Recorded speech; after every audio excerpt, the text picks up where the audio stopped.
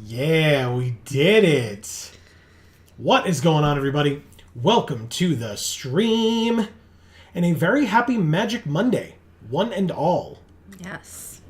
A very interesting and unique Magic Monday we have for all of you tonight. Yes. So if anybody's confused, let us know in chat. We'll be explaining it in a second, even if nobody says they're confused. Nope, we won't explain it. That's it. We're just going to do it. Thrust it upon you, whether or not you're ready for it. Deal with it. But this is a bit of an experiment. I'm curious about how it's going to go. We've got a lot to talk about tonight, one way or another.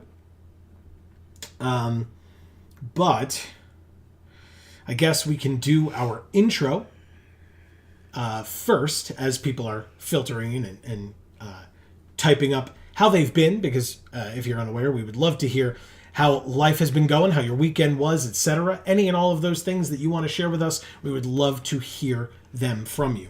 Absolutely. But for those of you that may be new, whether you're watching live or on the VOD, what's going on, everybody? This is Joe. And Amy. We are Geek for All, and we are here tonight not to play MTG Arena, as we typically do on Magic Monday. Yes. But tonight we are here to do our first attempt ever at a set review for Murders at Karlov Manor. We're going to talk about as many cards as we can tonight. If and when we have to continue it, we will do so next week on Monday. So it will be after pre-release that we will be continuing. So maybe some of the green cards, maybe some of the gold cards we won't have gotten to yet. That's fine. We're not splitting them up into commons, uncommons, rares, and mythics. We're literally just going through them all, and kind of going from there. But I mean, we're doing it live, so any questions that people have along the way, you're more than welcome to ask them. Just for the sake of, I don't know who's here yet versus who's going to trickle in, but for the sake of I don't know what the right wording here is, but of us understanding what you're talking about, maybe name the card that you're talking about instead of saying, oh, that one's a cool one. Because if we've moved on with, there shouldn't be too much of a delay, but there is some. That's just how the internet works and how YouTube works. I literally have put it on the setting for the lowest delay possible, but sometimes people buffer, sometimes it's the delay itself. But if we're on card 3 and you mention, oh, card 1 I don't like, and we want to be able to talk a little bit more about that, it's going to be hard if we're on card 3 and we're like, oh, you don't like this one? And you're like, no, not that one, the other one. It's like, oh, okay, so the second one, you're like, no, not that one, the other one. So, yeah. We're going to give it a try. We will see how it goes. This is our first one, so it might be a little rocky, but we are going to do our best. Because even though we're doing this, like I said, does not mean we don't want to hear from you. So you are more than welcome to pop in a chat, say hi, let us know that you're here, chime in whenever you choose. This is not school. You don't have to raise your hand to interrupt me. So, but that being said, here we go. This isn't the set review. This is Amy and I. The set review would be here. Yes. So obviously, it's not going to be perfect in terms of showing one card at a time. I have not been able to make it that way. I absolutely could do it because there's a way up here where I could shrink the field of view or whatever down. Don't worry about it. It's not really worth it to me right now to do it that way. But here is how we're doing it this time around. If people have feedback and stuff, we always want to hear it. So if you're watching it after the fact on the VOD, you can leave it in the comments. If you're watching live, you can let us know in chat or next week or anytime after. Be totally fine. But we're going to start with our first card here, a colorless case, which is a new card. This is not a saga. This is a new card type. It's an enchantment case. So actually, I lied. It's not a new card type, right? Because that's an enchantment. It's a new card subtype. So a saga is its own thing. This is an enchantment case. And we have Case of the Shattered Pact for 2 generic. When this case enters the battlefield, search your library for a basic, reveal it, put it into your hand, and then shuffle. Okay. So 2 mana, go find a basic. That's decent color fixing and or ramp. And when he says case, he doesn't mean a briefcase. He means a case that you would solve. That's right. With the murder mystery that we have found ourselves a part of, so to speak. Yes. And, I say ramp. Some people may only consider ramp land that goes onto the battlefield. So this may just be fixing for some, and that's fine as well. To solve. You solve this if there are 5 colors among permanents you control. And obviously, as a reminder, colorless, not a color. This literally has to be white, blue, black, red, green. You have to have one of each, or that represented in one way or another. So if you have a white blue card and a green red card and a black card, that counts. Even though it's only 3 cards, it's still all 5 colors represented. If unsolved, solve at the beginning of your end step. And then when it is solved, at the beginning of combat on your turn, target creature you control gains flying, double strike, and vigilance until end of turn. Wow.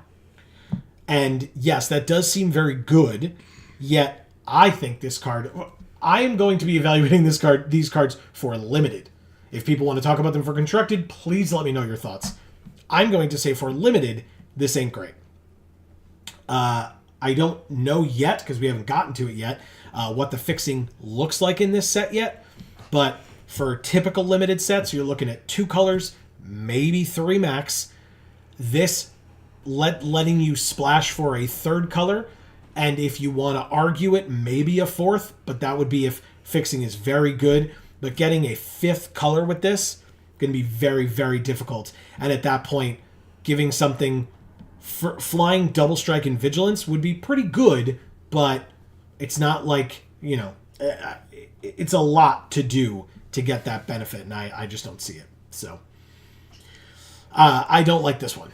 Let's put it that way. It's an uncommon, and maybe it's an uncommon for a reason, but like I said, I don't see it. If somebody uses it and beats me with it, that's a different story. It's the Case of the Shattered Pact, and the Pact is the Pact of the 10 Guilds. Oh. Because if you look in the background here, you can see the Simic symbol, Yeah. the Selesnya symbol. So this is the wall with all of the different symbols on it going around like this. And I guess it has shattered, literally, as opposed to just, people aren't keeping up with the Pact anymore. So there's that. Okay. Which is quite flavorful. I like it. Vandalism. Very nice. Okay. Next, we move on to a creature Lamassu, which I didn't know that the Lamassu creatures that have existed in the past were considered Lamassu creatures even today. Typically, that's the kind of thing where, like, if in the past it was like summon Lamassu, it would be like, it would have been changed to like a Sphinx or something like that now. But this looks like a goat or a ram with wings. Yeah, but it's very weird. It's sorry, you were tickled my leg and it scared It's me. like, is there a problem? Yeah, but it's got a human face. Yeah, he seems very sad. Yes, well, he's the Absolving Lamassu. He's a 5-mana 4/3 flyer, and when he enters the battlefield, all suspected creatures are no longer suspected.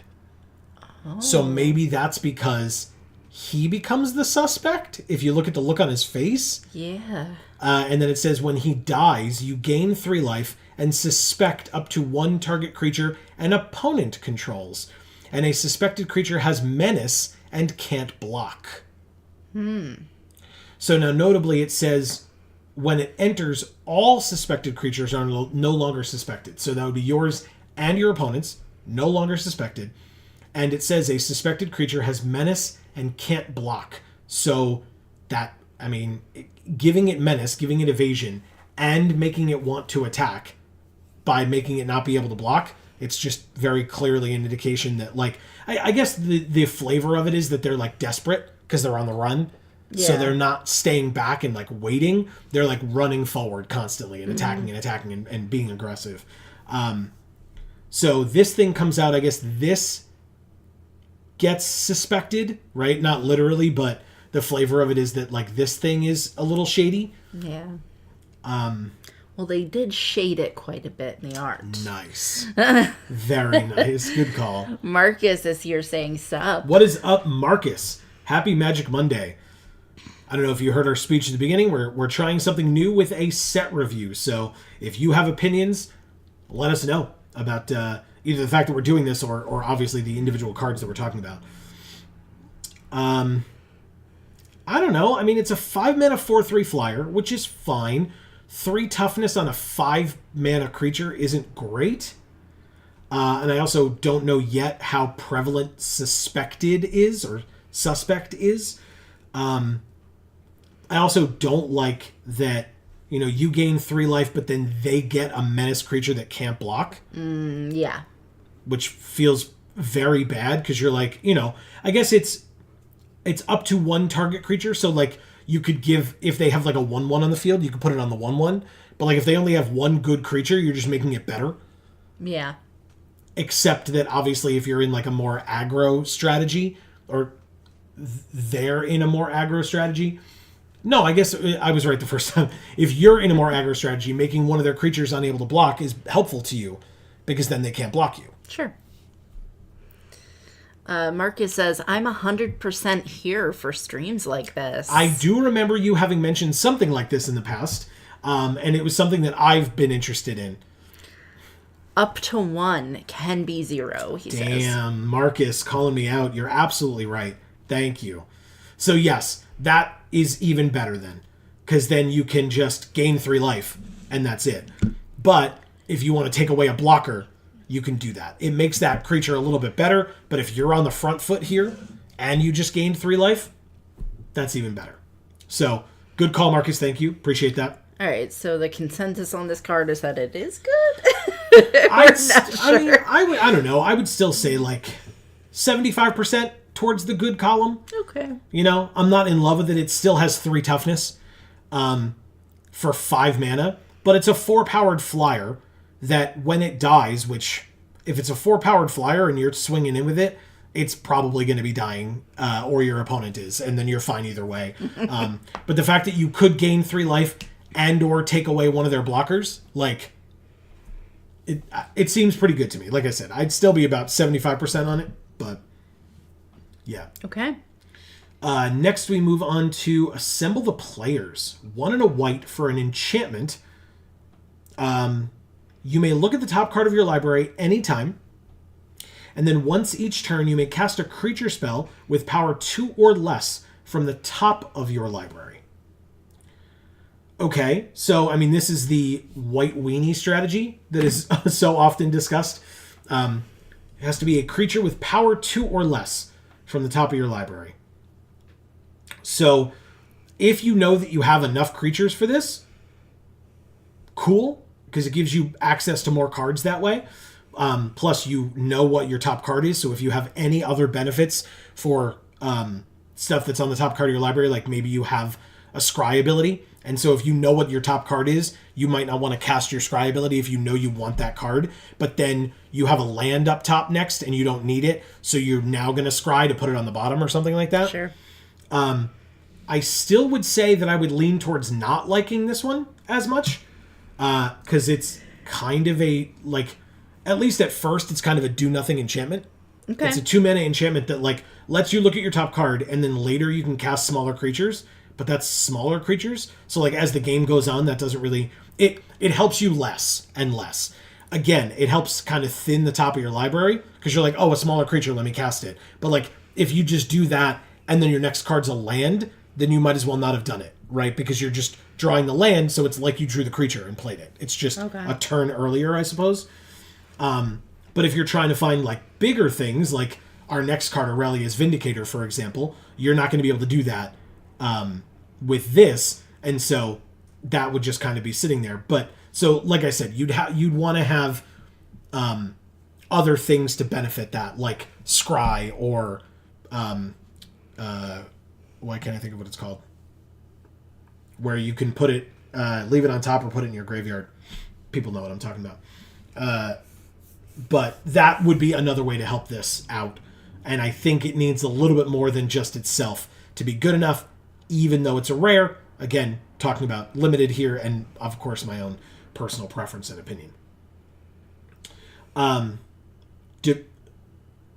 Nope, not going to think of it. Anyway, then we have our mythic, a first mythic of the set review, Aurelia's Vindicator. Okay.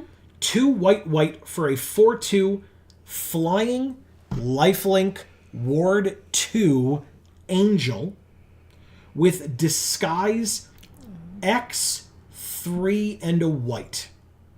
Surveil. Thank you, Marcus. I had like a D word in my head. Like discard. I don't know. I don't know what it was, but It's yes, kind of like that. but yes, Surveil is absolutely right. When Aurelia's Vindicator is turned face up, so we're going to get to talk about what disguise is in a second. When Aurelia's Vindicator is turned face up, exile up to X other target creatures from the battlefield and or creature cards from graveyards. And then when this card leaves the battlefield, you can return the exiled cards to their owner's hands. So, is there a way to find a disguise card that actually tells you what it does? Here we go. We found one.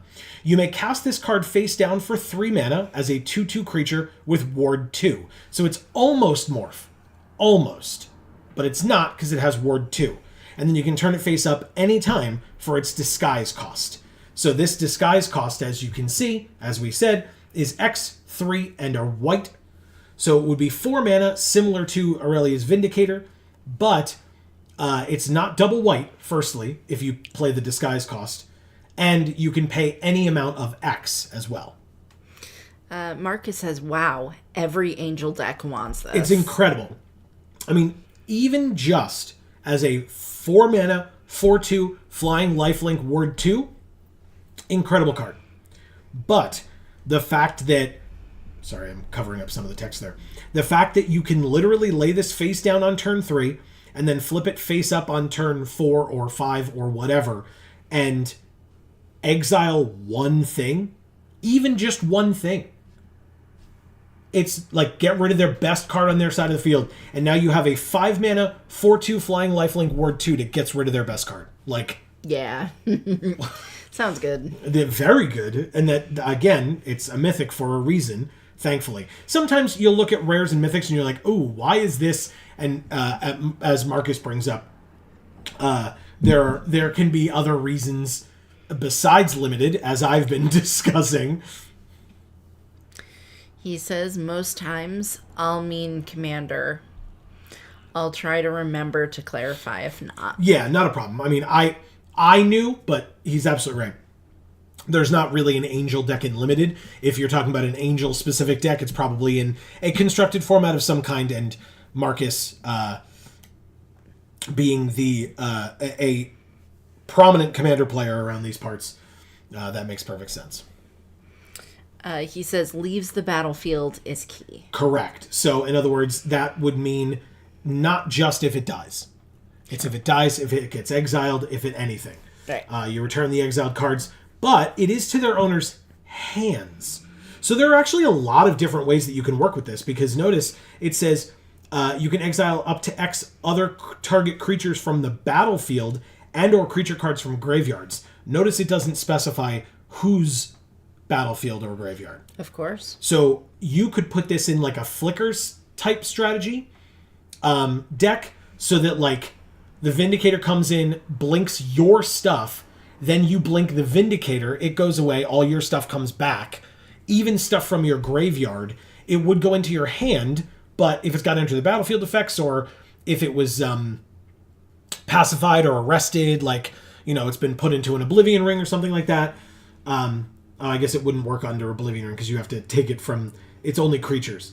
And it's from the battlefield and or creature cards from graveyards. But still, it's a way to get creatures back from your graveyard. And you could do a mix. If you take your opponent's cards off of their battlefield and your creatures out of your graveyard, then if and when they get rid of this Vindicator, sure, they get their creatures back to their hand, but you do too. Yeah. You get your creatures that were in your graveyard back into your hand. And it's X, so you get to figure out how many targets it's going to be before you cast it and do it for however much you want. This card seems awesome. I like this a lot. Again, it is a flying creature with a low toughness. In fact, it's 2 toughness, whereas the Lamassu was 3. But again, it was 1 mana more. But notably, Aurelia's Vindicator has Ward 2. So at least if they're going to use like a burn spell on it, they've got to do that. They've got to pay that much more mana for it. And red decks that are using burn spells don't usually like to use up a lot of their mana. But this would be a very good target to use up their mana for, I'm just saying. Marcus says 4 to 5 color ramp decks in Standard may want this too. Gets back the Atraxa, Atali, and Shieldred back to recast. Exactly. That's what I'm saying, right? So you can get stuff, like if they worked really hard to kill your best stuff, you just play this and get your best stuff back. And then it's a flying lifelink. So like, even if they let this sit on the field because it's holding your best cards under it and they don't want you to get it back, you just swing for 4 every turn. And if they're taking it, it's an 8-point life swing because they're going down by 4 and you're going up by 4. So now it's an 8-point difference afterwards. So you can absolutely like put big threats of yours under this card and then go, okay, I mean, you can, not block it if you want, just deal with it now and just keep turning it sideways over and over again. So yeah, very, very cool. This is a very sick mythic. I absolutely could see though, the 2 toughness scares me a little bit is what I'm getting at. So I absolutely could see that like you have this card and it's amazing and they just have like a 2 powered flyer and you're like, well, I'll play this, face down, then flip it face up, steal a bunch of things, but then I can never do anything with this card. Yeah. Because the second I attack with it, it goes away. Right. So you can't attack with it, you can't block with it, you just kind of have to let it sit there. And then, honestly, at that point, if it's a 5-6 mana Oblivion Ring for their best stuff, that's fine too. You've removed multiple things from them, and you just have to do your best to keep your creature alive. That's all. Okay. Erica is here saying, well, this is new. Hi, Erica. Happy Monday. Yeah, I said at the beginning we gave a little mini, intro speech to say, we're trying it out. We are welcome to feedback, as always, at the end of this thing. Of course. And we will likely be going into next week with this as well, especially because it won't be live on Arena until Tuesday. Also, we if we have to mention it again tonight, not a big deal at all. But we did do our research and find that definitively there is no streamer event this Thursday. Again, big deal. I surmised, right? And I strongly believe this to be true, but have not been told anything about this, right? Sure. I have no inside information, but I strongly believe that it is because the community manager who used to run the streamer events was canned at Christmas time. Right. That was a month ago, less than a month ago. So they probably have not been able to scramble and pull themselves back together enough to be able to run a streamer event. I think it sucks. I think it's pathetic that that's not something that they were able to properly plan for. It's annoying, and no, I don't just mean because I don't get to play with the cool cards. No, I'm still going to go to pre-release. I'm still going to have an awesome time. We still have our great sponsor in Champion that we're going to be going to this week and this weekend. So definitely stay tuned to that stuff on Friday. But just so people are aware, there will not be a streamer event this Thursday, and I'm genuinely pissed about it. Yeah. Yeah. Because if they hadn't fired the person who was coordinating all of this, then maybe they would have actually been able to run the event. Look, I'm not even going to necessarily, it's the way that they fired people is very shitty, and the time that they chose to do it is very shitty.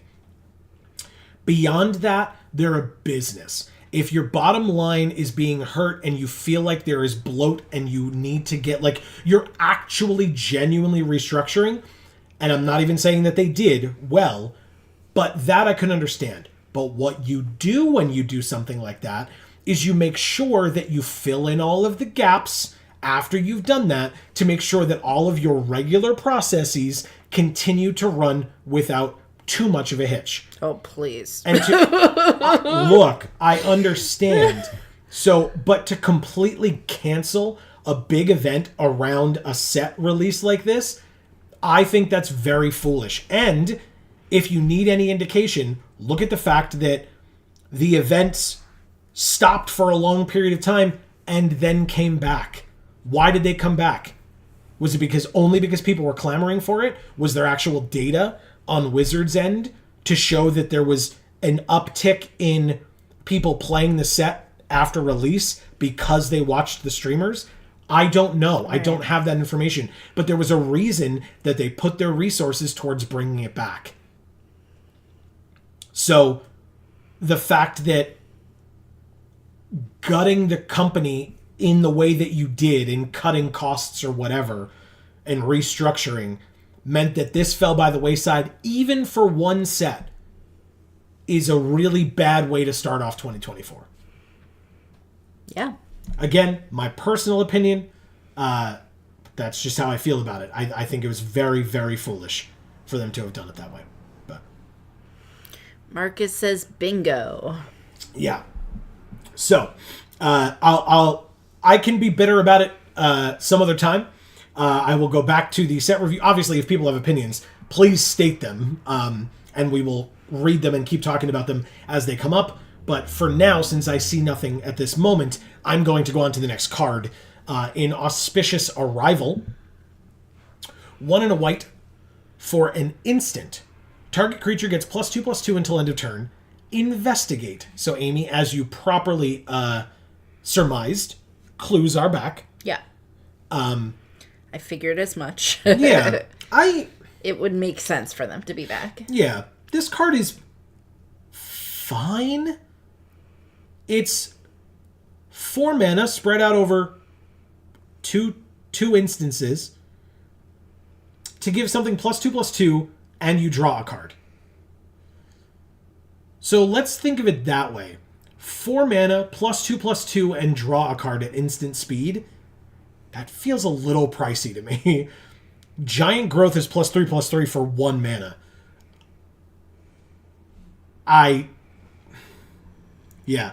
This feels a little expensive, but again, we're on our 5th card of the set. If, and it would make sense for it to be, if you get benefits for having clues on the field, or for having artifacts on the field because they know you're going to have clues on the field, or something like that, then this gets better because it's 2 mana, give something +2/+2 at instant speed, and make a clue, and if that clue is beneficial to you in some way, then it, like I said, then it gets better. Okay. I think on its own, it's 4 mana +2/+2 and draw a card at instant speed. I don't think that's good enough. It doesn't give anything else. It's not +2/+2 in protection. It's not +2/+2 in flying. Not +2/+2 in reach, trample. Nothing else. It's just +2/+2 and investigate. And the investigate, you have to pay 2 more mana to actually draw a card. So, like I said, I would lean towards this not being great. That's my personal feeling on it. Okay. But that's just because, like I said, if you splitting it up like that, of like 2 mana now, 2 mana later, +2/+2, like, okay. We have another card that cares about white weenie strategies with 1 and a white, call a surprise witness. As a sorcery, return target creature card with mana value 3 or less from your graveyard to the battlefield, put a flying counter on it, and it becomes a spirit. Nice. In addition to its other types. Like it. And this art's pretty sick. Right? Yeah. So, I guess this is supposed to be a courtroom, but it doesn't look like one. But that's where you would call a surprise witness. correct. Although, if it's even more of a surprise, maybe it's not a courtroom. Because the place it kind of looks like a basement. Yeah. But yeah, here is some your kind of like a mausoleum, maybe. Or... Yeah. But yeah, I mean, if you have like a good or a couple of good cards that are mana value creatures that are mana value 3 or less, I would absolutely put this in. It is sorcery speed, but you get the thing back and it gets flying. So, like, anything that you have, it could be a rare, it could be a mythic. If it has mana value 3 or less, you just get it back onto the battlefield for 2 mana, and it gets flying. And it's not the kind of thing where it doesn't get a finality counter. So, if and when that creature dies again, it just goes back to the graveyard again. And you can, if you have more than one Call a Surprise Witness, you can just do it again. So, like, if they killed it the first time, regularly, and then you bring it back as a flying spirit in addition to whatever else it is, and they get rid of it again, it still just goes to your graveyard. So you still have the capability of getting it back again if you want to. So that's really cool. All right. Pretty cool uncommon there. I like that one. Next is Case File Auditor, which is a great name for a card. But it's 3 mana for a 1/4 human detective. And it says when Case File Auditor enters the battlefield and whenever you solve a case. So it happens when it enters and whenever you solve a case. So again, we saw the case up here, Case of the Shattered Pact, and it said solved, right? Now this one was difficult to solve. Presumably there are others that are easier to solve. But it says when it enters the battlefield and whenever you solve a case. Look at the top 6 cards of your library. You may reveal an enchantment from among them and put it into your hand. Put the rest on the bottom in a random order. And then you may spend mana as though it were mana of any color to cast case spells. So the cool thing is, if you remember, we literally just looked at it, enchantments, or cases are enchantments. So the Case File Auditor allows you to go look for an enchantment from your top 6 automatically. And then when you solve your next case, you look for another case. And then when you solve that one, you look for another one. It, like, fuels itself. Okay. Which is really cool. I mean, obviously, you need cases. Otherwise, this card's kind of bad. But it's also a 1/4. So it sits back on blocks really well, right? Because it's 3 mana. So at that point, like, a 3-powered creature that your opponent has is just going to be kind of looking at this thing. And so you have the opportunity to do your case-solving shenanigans. And it looks like we have 3 more cases coming up in a row here. So we'll look at them and then see even more if this is a good card. But obviously, if you have the cases to support it, I think this card's pretty cool. Okay.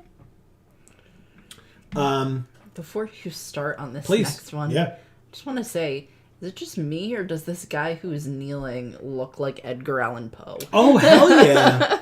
Hell yeah. And, oh God, was it Odd Job?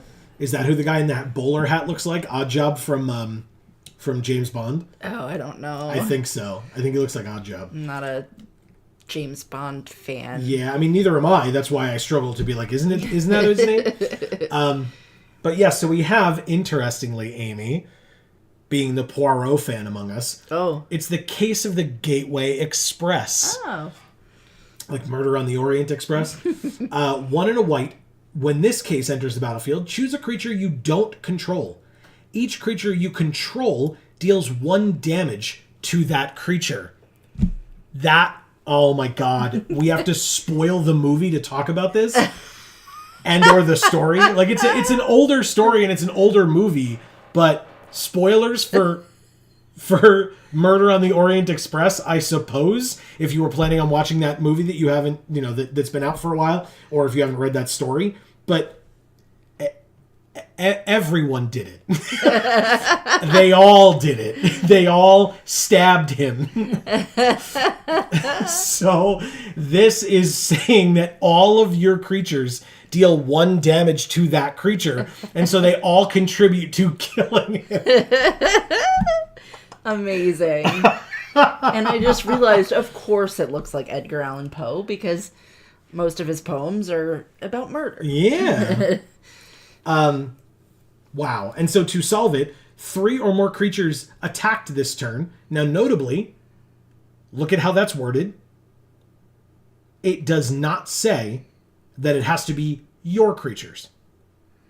So if your opponent attacks with 3 or more creatures, you have solved, it says, if unsolved, solve the beginning of your end step. Oh, so it does have to be yours. Never mind. It does have to be yours because it's 3 or more creatures attacked this turn, and it can only be solved on your end step. So it does have to be your creatures. My mistake.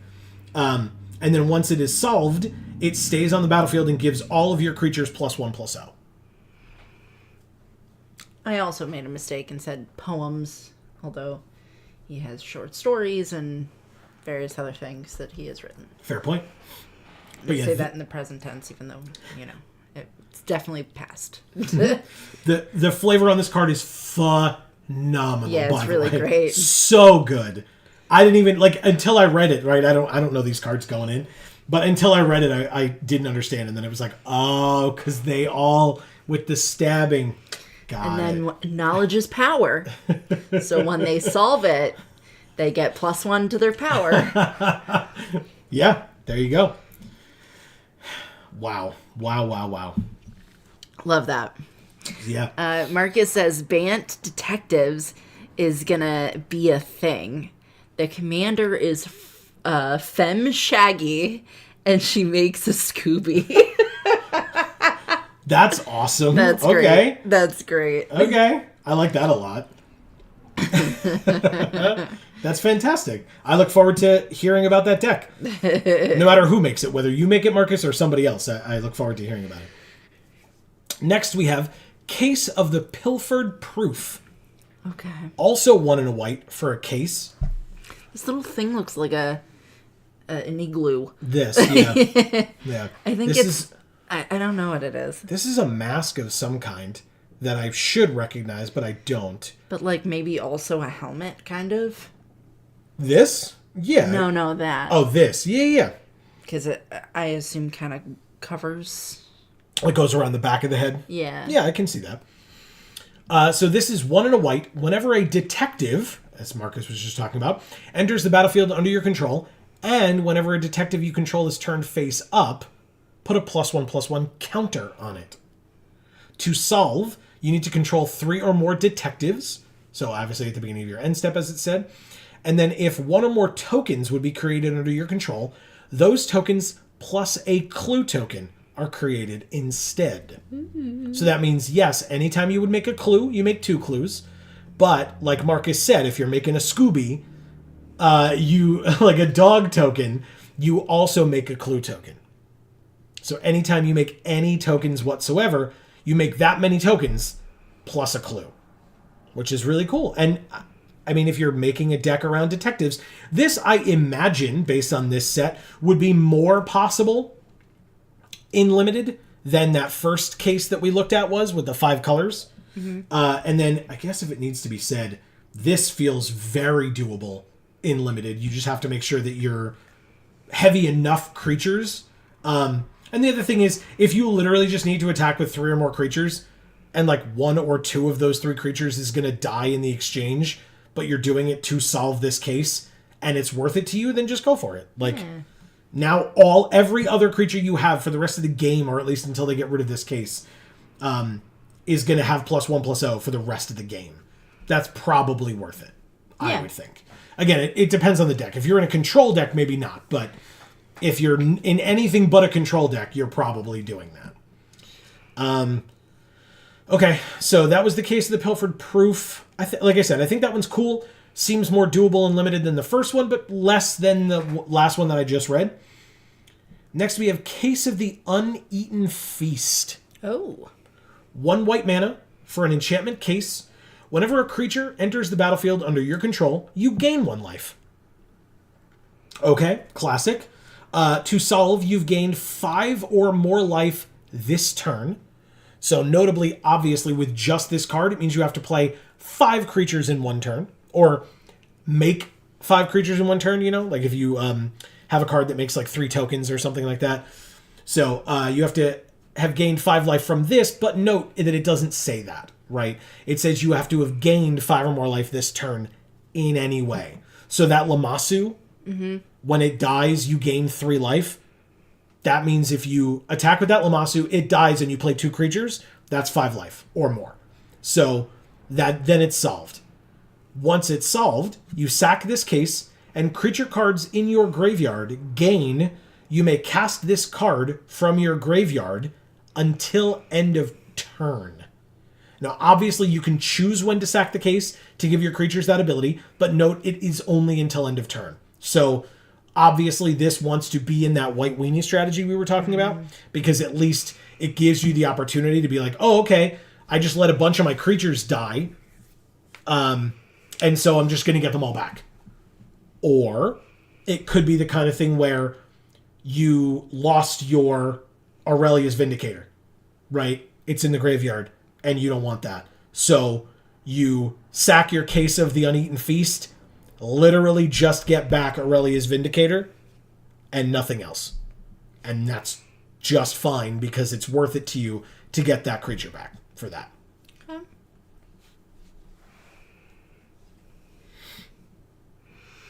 Marcus says, Sophia, dogged detective ETB creates Tiny, a legendary 2/2 green dog detective. The dog in their art is a Great Dane and is sheepishly hiding behind her. Amazing. Yeah, that's really cool. Very cool. Dogged Detective is a very good name. That's a very good name. Yeah, that's great. Awesome. I like that a lot. Okay. Case of the Uneaten Feast. I mean, we have seen a lot of cards that want you to be in a white weenie deck, right? For that reason, it seems cool. It is a rare. Are there any Scooby snacks on the table there? It's hard to tell. It's uneaten, so I doubt it. Yeah. Because Scooby and Shaggy or Tiny and Sophia wouldn't leave a feast uneaten. That's not how they operate. Would I first pick this card? Probably not. I feel like I'd want to know that I was in White Weenies first, as opposed to having this card be the reason I was in it, you know? Sure. That's just me. Maybe people are like, no, I would absolutely go hard into it, and that's fine too. But at first glance, my initial assessment, I don't know that I would first pick this thing, but we'll see. Erica says, I don't know anything about magic anymore, so I'm just going to hang out and eat treats. Hey, firstly, I'm not going to judge you for sitting around and eating treats. I'm jealous. But secondly... There's a whole uneaten feast right there. But secondly, I mean, I don't know anything about these cards either. I'm reading them for the first time, just like you are, Erica, so... And this cat down here is eating a turkey leg? You just can't see it yet because it's behind us. It's very bloody. Whatever it is. Marcus says, you sack artifacts to her to put +1/+1 counters on her. And whenever a dog you control damages an opponent, you create a food token. Yes! So then she eats the food. So it's a Scooby snack. She eats the food and gets stronger. Yeah. They did the thing. That's very funny. That's very, very, very funny. I Amazing. like that a lot. Yeah. Hey, Amy. Yes. Do you remember the black card from years ago, Defenestrate? Yes. So, do you remember what Defenestrate means? No. It means to throw out a window. Oh, yeah. So, next we have the Defenestrated Phantom. It is a 6-mana, 4/3 flyer with Disguise 5. So it's 4 white to play it normally. Disguise is 4 and a white. And then again, you can cast it face down for 3, flip it face up for 4 and a white. So I guess he keeps reliving his trauma then, because he's like going out the window right now, but he's already dead. Well, I that's why it said Defenestrated Phantom. I assume it means the Phantom was thrown out the window. Don't ask me how. The phantoms can't be thrown out a window. Look, they just go through it. I am going by what the card says. What the art says. There's broken glass and a phantom. A phantom wouldn't break the window either by going through it. It would just phase. Look, talk to wizards. I don't know what to tell you. I'm telling you what I'm seeing in the card art. But that is a good quote for the Never parlay near high windows. Yeah. It's a quote from Taza. Yeah, very cool. Very, very cool. I mean, again, I just don't like this card at all. I literally just talked about a creature with 4/3 stats that was a flyer for 5 mana that I thought wasn't good enough. You know what also isn't good enough? Either adding 1 mana to it or adding 3 mana to it. Yeah. What? And the other one, at least you gain 3 life and you could like take away a blocker of theirs when it dies. This is literally just a 4/3 flyer. I don't like this one. Erica asks, did I tell you about the treats I ordered a while ago? You told us you ordered a bunch of stuff, but I don't think you told us about treats specifically. I think you were talking about savory foods. So if this is like dessert type foods, then I don't think you told us. Yeah, make me jealous. Tell me all about it. That's not sarcasm either. Please tell me all about it. Yeah. We will. So yeah, like I said, I'm not a fan of Defenestrated Phantom. The art is sick though. Yeah. Like really, really cool. I love the detail in that window. Amy is not a fan when you break stained glass. No. And it looks like that's what it is. So I'm sure you don't like this card. It looks like the stained glass method. Yeah. But that they didn't actually stain the glass. Sure. Yeah. So it's got all the leading and it's very detailed. So yes, it still upsets me that it's broken. Is it possible, to go along with what you were saying, this may be dumb, is it possible that the broken glass is incorporeal as well, and it's just part of the Phantom? I feel like that's dumb, yes. Wow. Wow. But I suppose it is. Because I'm looking at mainly this right here. Yeah. Doesn't this look ghostly? As opposed to just, like, I think it's sort of see-through because it's a window pane? I think it's just a blurry reflection. Because it's, like, moving. Fine. Whatever. And, like, if you look at the Phantom itself, it's much sharper. Despite being a Phantom, it's much sharper than the glass shards themselves. Sure. So it's really like trying to make you see the glass shards as much more in the foreground than the Phantom is. Sure, yeah. Which leads me to believe it isn't part of the Phantom. Okay, fair enough. Erica says, I got peanut mochi filled with peanut butter and rolled in crushed peanuts. Oh my god. That sounds awesome. Green tea flavored choco pies. Wow. And a bunch of crunchy bars from the UK, which are like angel food candy covered in chocolate. Ooh. Wow. That sounds wonderful. So are you having all of those right now, or which ones are you sampling at the moment? I've had green tea flavored mochi. That's true. I remember you. But I have not had peanut mochi with peanut butter and crushed peanuts. That would be more amazing. That's, I mean, I would still have that. That's pretty awesome sounding.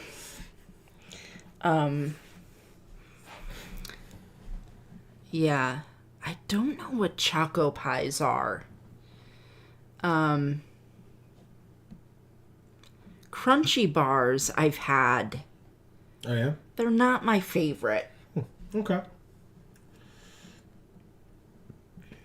Hey, guess what? What? While we wait for Erica to finish typing her next set of info to us, we have another mythic. It is a legendary creature firstly. Choco pies are like moon pies here in America. Nice. Oh, okay. Those are good. Yeah, I like moon pies. So we have Delny, Streetwise Lookout. 2 and a white for a 2/2 legendary human scout. At Mythic. So it's got to have a lot going on because it's right now just a 3-mana 2/2 legend. Creatures you control with power 2 or less can't be blocked by creatures with power 3 or greater. If an ability of a creature you control with power 2 or less triggers, that ability triggers an additional time. So again, more benefits to a white weenie deck. We're seeing a lot of that here. We're seeing like white weenies and then high-costed flyers. That's what we're seeing so far, right? Call a Surprise Witness gets back a low-costed white creature. Assemble the Players cares about you having low-costed white creatures. So, interesting. And then, I mean, this card wants you to go wide as well. So, yes, if you're in that strategy, I think this card's great. This, I might be more inclined to do as a first pick than this. Maybe it's just Mythic bias.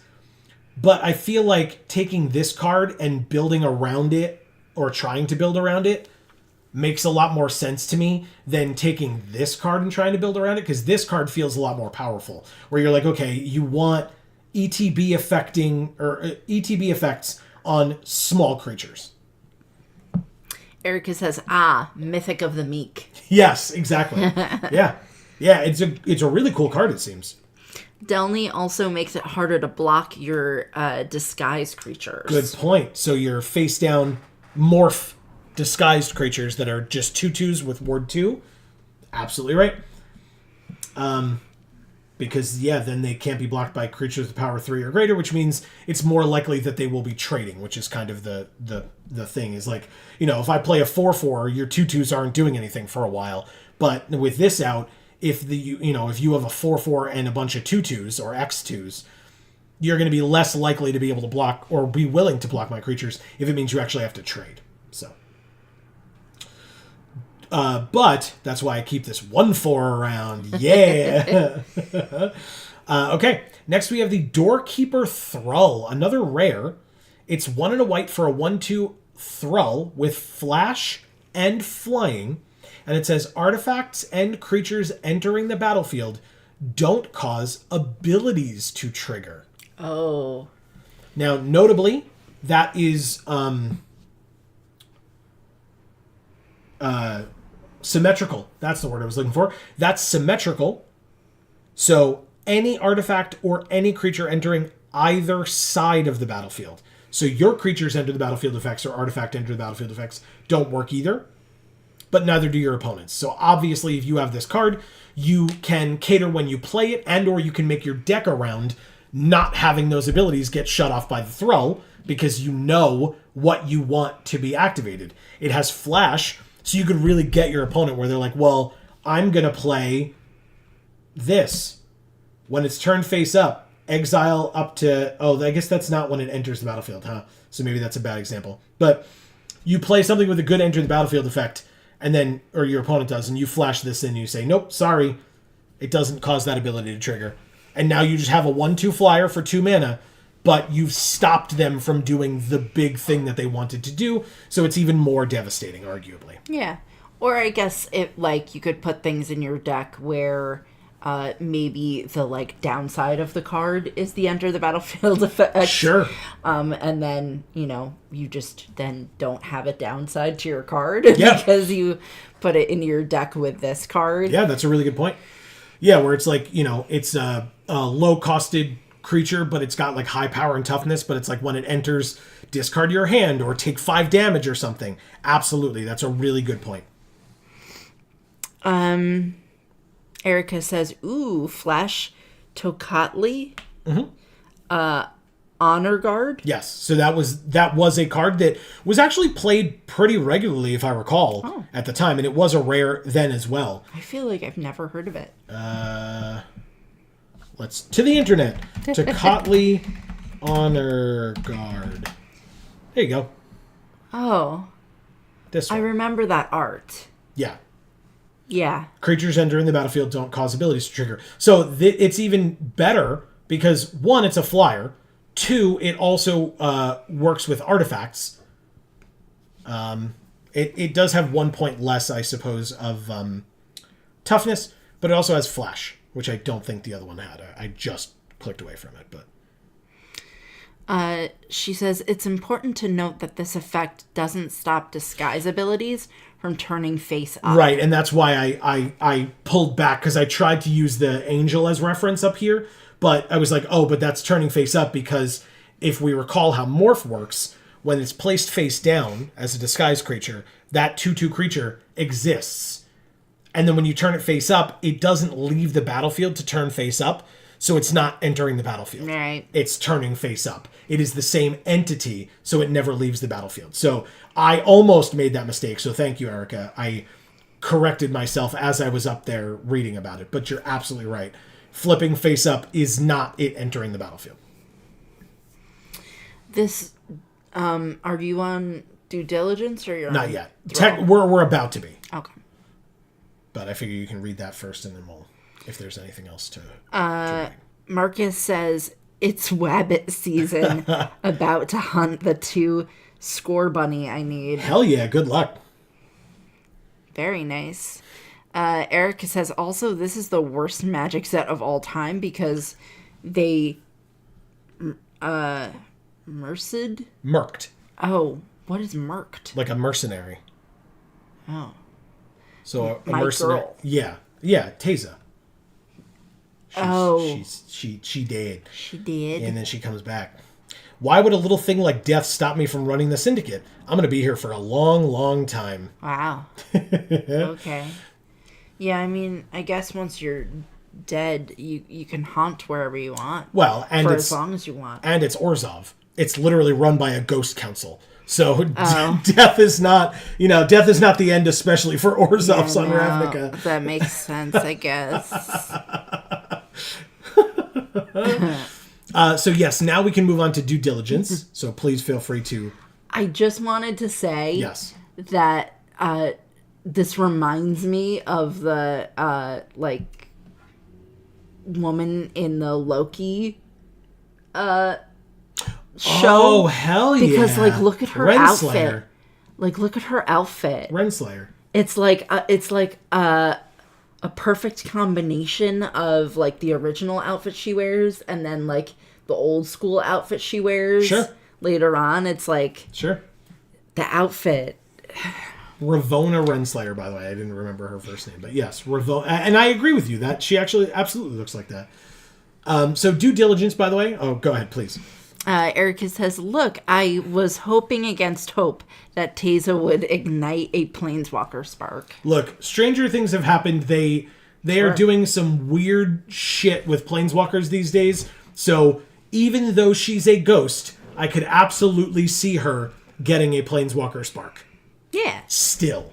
So. Why can't a ghost get one? Yeah, exactly. Explain it to me. Exactly. So yes, with can't she? With due diligence, Can't she? Oh my god. It's 2 and a white for an enchantment aura enchant creature. When due diligence enters the battlefield, target creature you control other than enchanted creature gets +2/+2 and gains vigilance until end of turn. And enchanted creature gets +2/+2 and has vigilance. Nice. It's 3 mana. I don't dislike auras / enchant creatures as much as some people do, right? People's philosophies on that is, I'm going to target something with an enchantment aura, and then you're going to kill it out from under me, and then you've 2-for-1'd me. Because you've killed my creature, and you've made me waste the mana and the card for the enchantment creature, or the enchant creature. And now I've lost both of them, whereas you spent 1 card to do that by just killing my creature. So people don't like auras. For that reason, if we're going off of that logic, I don't think this card's good enough because it has to be 2 different creatures. So it means you have to put this on something that you want to have +2/+2 in vigilance permanently, and then something else gets +2/+2 in vigilance until end of turn, which is not terrible, and it's only 3 mana, but still, I don't know, man.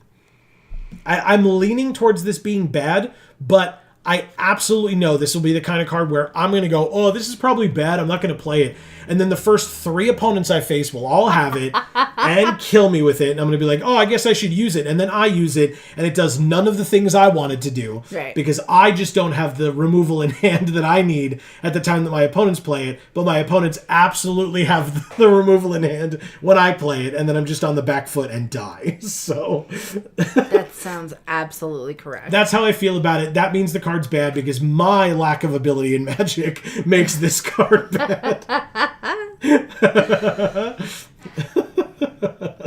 Marcus says, found one. Wow. Hell yeah. Congrats. Wow, that was quick. Very, very quick. Of the score bunny. That's what you found, right? Erica says, 3 mana for slightly worse Knightly Valor that also gives something else those stats. Seems fine. Yeah, that's why I say, Knightly Valor, I believe, typically an uncommon. Maybe I'm wrong, but Knightly Valor is 5, whereas this is 3. But yeah, very, very strange. I don't know. Yeah, because Knightly Valor gives, I think, +2/+2 in Vigilance, but gives you a 2/2 Vigilance as well. You get a Knight. Whereas this just temporarily gives those stats until end of turn to something else. But, Okay. Yeah, like I said, I'm like maybe 50-50 on it at best. I don't know. Essence of Antiquity is 3 white for a 1/10 artifact creature golem. He looks cute. And it has Disguise for 2 and a white. So you could pay 5 mana now for a 1/10, or 6 mana over the course of, 2 instances to get a 1/10. But when it's turned face up, all of your creatures gain hexproof until end of turn and untap them. It's not bad, especially because once you've cast it face down for 3, at any time after that, you can turn it face up for 3. So, like, leaving up 3 mana and, like, keeping up, flipping this up as well as, like, Auspicious Arrival or something like that is not bad, because it means that if you don't have to flip this up to give hexproof and or to untap stuff, you can keep up some other, like, this flash creature or something like that. The thing I like about this is it's pretty versatile in that, like, all your stuff gains hexproof and you untap it. So you could be, like, in an aggro strategy with white weenies and just turn all your creatures sideways, make them decide on blocks, or maybe they just take it all because it's like, 5 damage and they're okay with it because it means they get to hit you on the crackback. But now on the crackback, you untap all your creatures because they swing in aggressively as well. And now you have blockers that they didn't expect that you would have. Okay. Marcus has a shocked face and says, that's one hell of a combat trick. I agree. It's literally a 1/10 for 3 mana. Your 2/2 becomes a 1/10. Yeah. But it also untaps all of your other creatures. So yeah, very, very good. And gives them hexproof. So then your opponent can't kill them in response or whatever. Erica says, I think this card is going to play way better than it looks with all the removal in the set. Oh, the Essence of Antiquity. I agree. Yeah, it seems really cool, especially at uncommon. Like, a 1/10 in and of itself is not bad. This thing isn't dying in combat. I haven't seen any death touch yet, but of course we're only in the white, so still. But yeah, this thing ain't dying in regular combat, right? No. Like, it's not dying to combat damage, let's put it that way. So even if you had to literally just play it as a 5 mana 1/10, would feel a little bad. But if you had to, you could. If you're, like, on the back foot and you need to, like, start blocking aggressively. But yeah, obviously you want to play it for its disguise cost. Play it face down and then flip it face up when necessary. And like I said, it doesn't just have to be, like with what Erica said,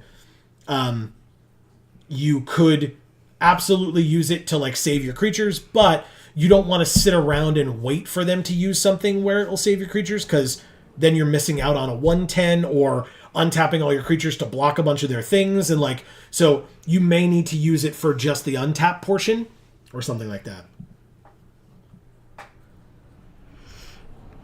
She says that aura makes it a 3/13 kiss face. Yep, that's definitely what we need more of. It definitely needs the +2/+2. Actually, you know what? It doesn't just make it a 3/13. Notably, because it has 13 toughness, it makes it a 3/13 with vigilance. That actually becomes a little bit relevant. Or a 3, she's right though, a 3/12. And then because it's a 13, 12. It reacts with a, I don't know. Oh, the triskaidekaphobia. Nice. That's 13 life, not 13 toughness. Whatever. I mean, it's a pretty big distinction, but yeah, sure, whatever. Erica says 3/12. Yeah. Sorry. Yeah. Still, yes. I mean, again, that actually does make sense because giving it vigilance would matter. So you could swing with a 3/12 every turn. But that'd be sick. Still, that's a bad 2-card combo. Oh man, that's funny. All right, here's a forum familiar. Actually, if you look at the art above the cat's head, there's just a spirit just climbing the stairs. Yeah. You know, like you do. So it's 1 mana for a 1/1 cat, or it has disguise for 1 and a white. I just want to point out how weird it is that this golem, they gave it like a bulge. Like a crotch bulge. Yeah, you would. Like, why? It's, columns. Its hands, like this hand is like a bowl, right? Like an upside down bowl. Is that its hand? I thought its hand was down here. Oh, so then what is this? I don't know. Its elbow? It's elbow. I don't know. Sure. I guess it's the bird bath. The reason why there's all these birds. Oh, that makes sense. Sure. I don't know. Erica says they did that for me. Well, we hope you enjoyed it, Erica. Are you into faceless golems, Erica? Oh, Erica's going to have It doesn't have a face, right? Yeah. No, it does not, yeah. I feel like Erica's going to have a really good comeback for that one. I don't mean to put you on the spot, Erica, because I hate when people do that to me, but I feel like that's a softball for Erica, I feel like. Are you into faceless golems? Who isn't? No. Who isn't a faceless golem? Yeah, I'm sure some of us have had that love life. She says faceless golems are all I get on dating apps. Are you kidding me? Amen. Thank you, Erica. I put my faith in you and it was not misplaced. Nice one. Nice. And Marcus says, kitty. Yeah, this is an aggressive cat. It is really eating that meat. Yeah, it's ripping some tendons that appear to be longer than the tendons that would actually be present in said meat. So I don't know. Erica says, I've had more in me than just faith. Don't you worry. Oh, I was never worried. Never, ever worried. All the faceless golem bulges you could ever need or want. Amazing. So form familiar, you can flip it up for its disguise cost instead, right? So it could be a 1 mana 1/1, but then it's literally just a 1 mana 1/1 with no abilities. Or you can play it face down for 3, flip it face up for 1 and a white. When it's turned face up, return another target permanent you control to its owner's hand and put a +1/+1 counter on form familiar. So then it becomes a 2/2, and you can bounce one of your creatures with an ETB effect, or if it's a disguise creature or something like that, you can, if it's already flipped up and done its thing, you can replay it face down again. And if you have other disguise creatures, you could play multiples of them, and then they don't know which one's which. Because they do have to specifically target, like, I would like to kill that disguise creature, please. And it has ward 2. So, like, if you bounce your Essence of Antiquity and then play, like, 2 disguise creatures next turn, right? They have to decide which one is the Essence of Antiquity, if that's even what they're going after. So, interesting. White has so far been talking about, like, showing that it cares about white weenies, and it cares about enter the battlefield abilities. If you have enter the battlefield abilities in your deck, Form Familiar would probably not be a bad way of dealing with it. 3 mana for a 2/2, flip it up for 2, bounce one of your ETB effect cards, and get a 2/2 out of it, basically, because this gets a counter. So, Eric says she doesn't like the cat. Interesting. Like, you don't like what it does, I assume, as opposed to just, like, not liking the art or whatever. I assume, like I said, I think it's fine. I'm not, like, jumping up and down about it. But if you're in that type of a strategy, I think it's fine. But, yeah, it is a... I mean, again, you kind of look at it as a 5 mana 2/2 flicker effect. Yeah, I think it's 1 mana too much for the whole disguise cost. Yeah. Yeah, I like I said, I don't disagree. You're paying 3 to put it face down, 2 to flip it face up. When you flip it face up, it's a 2/2, right? Because you bounce something. And then when you bounce that thing, you still have to recast that thing. So it's not even like you just automatically duplicate that enter the battlefield effect. You have to recast that card. So for this, right, It means you got to replay it face down for 3, flip it face up for 3 to use its effect again. But Joe, it's faceless. It is faceless. Face up, face down. I guess it's face gone, face in, as opposed to face out. So yeah, you'd have to... Yeah, it's a lot of mana for that effect. It's an uncommon, presumably for a reason, but I don't disagree. It's a lot of mana investment for bouncing an ETB creature that you then have to replay and getting +1/+1. I took his face off. Ooh, I like this art a lot. We'll get to that later. Oh, that's okay. cool. We have Griff Knot Tracker. We have another flyer here. 4 mana, 3/2 flyer. When it enters the battlefield, exile up to 2 target cards from a single graveyard. Okay. I mean, we've seen a couple of cards that have talked about graveyard stuff. Obviously, we haven't gotten to black and green yet, so maybe when we get to black and green, it would talk more about like getting stuff out of the graveyard, where this card that effect would matter a lot more. It is a detective. We talked about detectives mattering in this set.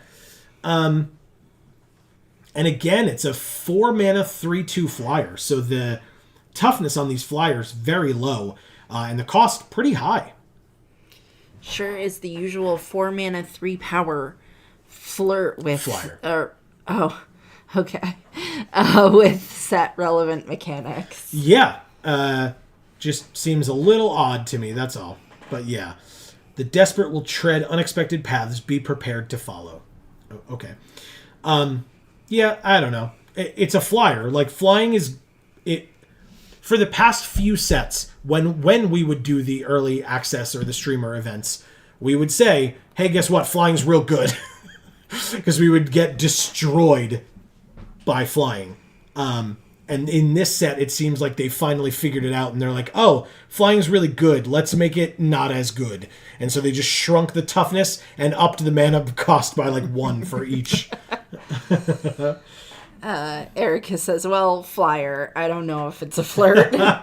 Yeah, not like that faceless golem. He's quite the flirt. Yeah, just like kind of references its bulge and then moves on. We've got a Hazda Vigilant, 5 mana 4/4 giant soldier. When it enters the battlefield or attacks, whenever it enters the battlefield or attacks, put a +1/+1 counter on target creature you control with power 2 or less. Now, notably, this works in a white weenie strategy, except that if you put a +1/+1 counter on a creature you control with power 2 or less, it could no longer have power 2 or less, right? So obviously that doesn't as much matter for this. It just means, oh no, you can't put another counter on it. But if you have all these cards that are like, you know, creatures you control with power 2 or less can't be blocked by creatures with power 3 or greater, this doesn't work anymore for that. So just be aware that, like, if it's got an effect or something that you care about and you need it to stay below 2 power or 2 power or less, then this is not a great plan for you. But if you have a bunch of them and you have like this cat or whatever, right? The Forum Familiar. If it already activated its ability and you don't care about it being bounced or having too much power or whatever, then sure, go off. Put your counters on it. Who cares? Yeah. Just be aware of the fact that if you have other cards that care about it having 2 power or less and you put a counter on it, it won't necessarily have that anymore. And that could be a problem. Erica says, at least the golem never has to worry about getting hard. Because it's always hard. It should consult its doctor. We have Inside Source for 2 and a white. It's a 1/1 human citizen. When it enters the battlefield, you make a 2/2 white and blue detective creature token. Oh. So it's a human citizen, but it makes a detective. And then for 3 and tap it, target detective you control gets +2/+0 and gains vigilance until end of turn. Activate only as a sorcery. And it says, I was never here. Because it's the detective's inside source. Ah. So it empowers the detective by giving it +2 power. But it was never here. Correct. Erica says, if you have a mortar that lasts longer than 4 hours. Yeah. I forget who the comedian was, and I hate when that happens, because I prefer to give comedians the proper props for their jokes. But there was a comedian that was like, that told the joke and was like, you know, it says if you have an erection that lasts longer than 4 hours, call your doctor or consult a physician. And it's like, I'm not calling my doctor. I'm calling everybody. Right, like the doctor's like 10th on the list of people I'm going to call if I have an erection that lasts longer than 4 hours.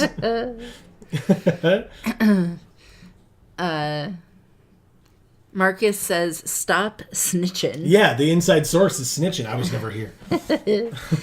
And Man in the Hat is here saying hello, everyone. What is up, Man in the Hat? Happy Monday.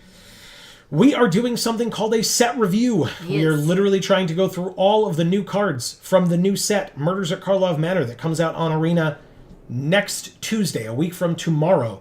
But the pre-release for the event is this weekend, starting on Friday. And I will hopefully be opening product from this set this Wednesday. And so either Wednesday night or Thursday, there will be a large opening on this channel for all of you to see. And then on Friday, Friday night, probably pretty late, there will be a large opening for all of you to see, as well as us attending the pre-release, as we tend to do, at Champion Card Collector in Poughkeepsie, New York, by the way. So if anybody is out in Poughkeepsie this weekend, you will see at least me. I'm not sure about Amy. Probably not Amy. Probably to be not. Realistic about it, but it will be me. I will be there for all of their events all weekend, barring anything crazy happening. Right now, that's the plan. Just, you know, in case I don't show up and it's like, why weren't you there? You know, I broke my leg. What? Don't say that. Deal. I've still got issues with my leg at the moment. I Fair. really don't need that happening to you as well. Nope. Lots of hopping up. We just need to, like, carry each other around the house. Yep. Man in the Hat says, oh, cool. Yeah. So, for example, next we have the Karlov Watchdog. That's a scary dog. I was going to say, usually you find dogs cute in Magic, but what about this one? I mean, I'm sure that one's cute when it's not mad. It's a 4-mana 3/2 dog with vigilance. Permanents your opponent's control can't be turned face up during your turn. And then whenever you attack with 3 or more creatures, all your creatures get +1/+1 until end of turn. That's pretty good. So, I mean, obviously, if you're playing it like pre-release and you're playing best of 3, you could board this in if your opponent has a lot of disguise. But if you're a go wide like white weenie deck and you want to just put this in for that reason as well, there's no reason not to. And you might just like, then that first clause might become irrelevant, but that second clause is super important. And that first clause could become relevant depending on who you're facing. So in best of 1 or whatever, like I probably would almost always include this in the white weenie deck. And then in terms of like, if you're only putting it in there for this top clause and it's not out of the sideboard, like you're playing best of 1, I don't exactly know, but this set does seem to have a lot of disguise, but maybe that's just heavily in white. It's unclear as of right now. Okay. Erica says, I would honestly just play this no matter what. Nothing wrong with that. Yeah, I mean, obviously with all the disguise running around, like 2 toughness is relevant because anything that they, like once they get to 3 mana, they can play anything face down as a 2/2. And so then this dog would die to it in combat. But of course, that doesn't mean you have to enter into combat with it if you don't choose to. This next card is gross looking. The Crovad Haunch. Look at this thing. Looks delicious. Ugh. I mean, it needs to be cooked, but once it's cooked, I'm sure it's delicious. It's still frozen at the Partially. end. Yeah. It's 1 white mana. It's weird because I feel like that's not the spot that would stay frozen if it was only partially frozen. Yeah, especially because it's the thinnest point, not the thickest point. Yeah, interesting. But it is what I think is the first time I've ever seen this. It is an artifact food equipment. Oh. Because you can use it to club people. Exactly. Really? Or I assume. Look at it. But yeah, you can tap 2, sack it, and gain 3 life because it's food. Equipped creature gets +2/+0, so you can equip it for 2. Or when it's put into the graveyard from the battlefield, you may pay 2, and if you do, you make 2 1/1 white dog creature tokens. Erica says, I'll haunt your Krovod. And Man in the Hat says, believe it or not, some raw meat isn't bad. Yeah. And it obviously depends on the meat. If it was chicken, some raw meat is bad. Yeah. But yeah, I mean, Salisbury steak, or what's the other term for like raw beef dish? What am I thinking of? I can't remember the name of it because it grosses me out. It grosses you out? Doing it. Fair enough. I've had it once. It was fine. Like, it was prepared well. It was a nice restaurant, but it's definitely not something I would go out of my way to order.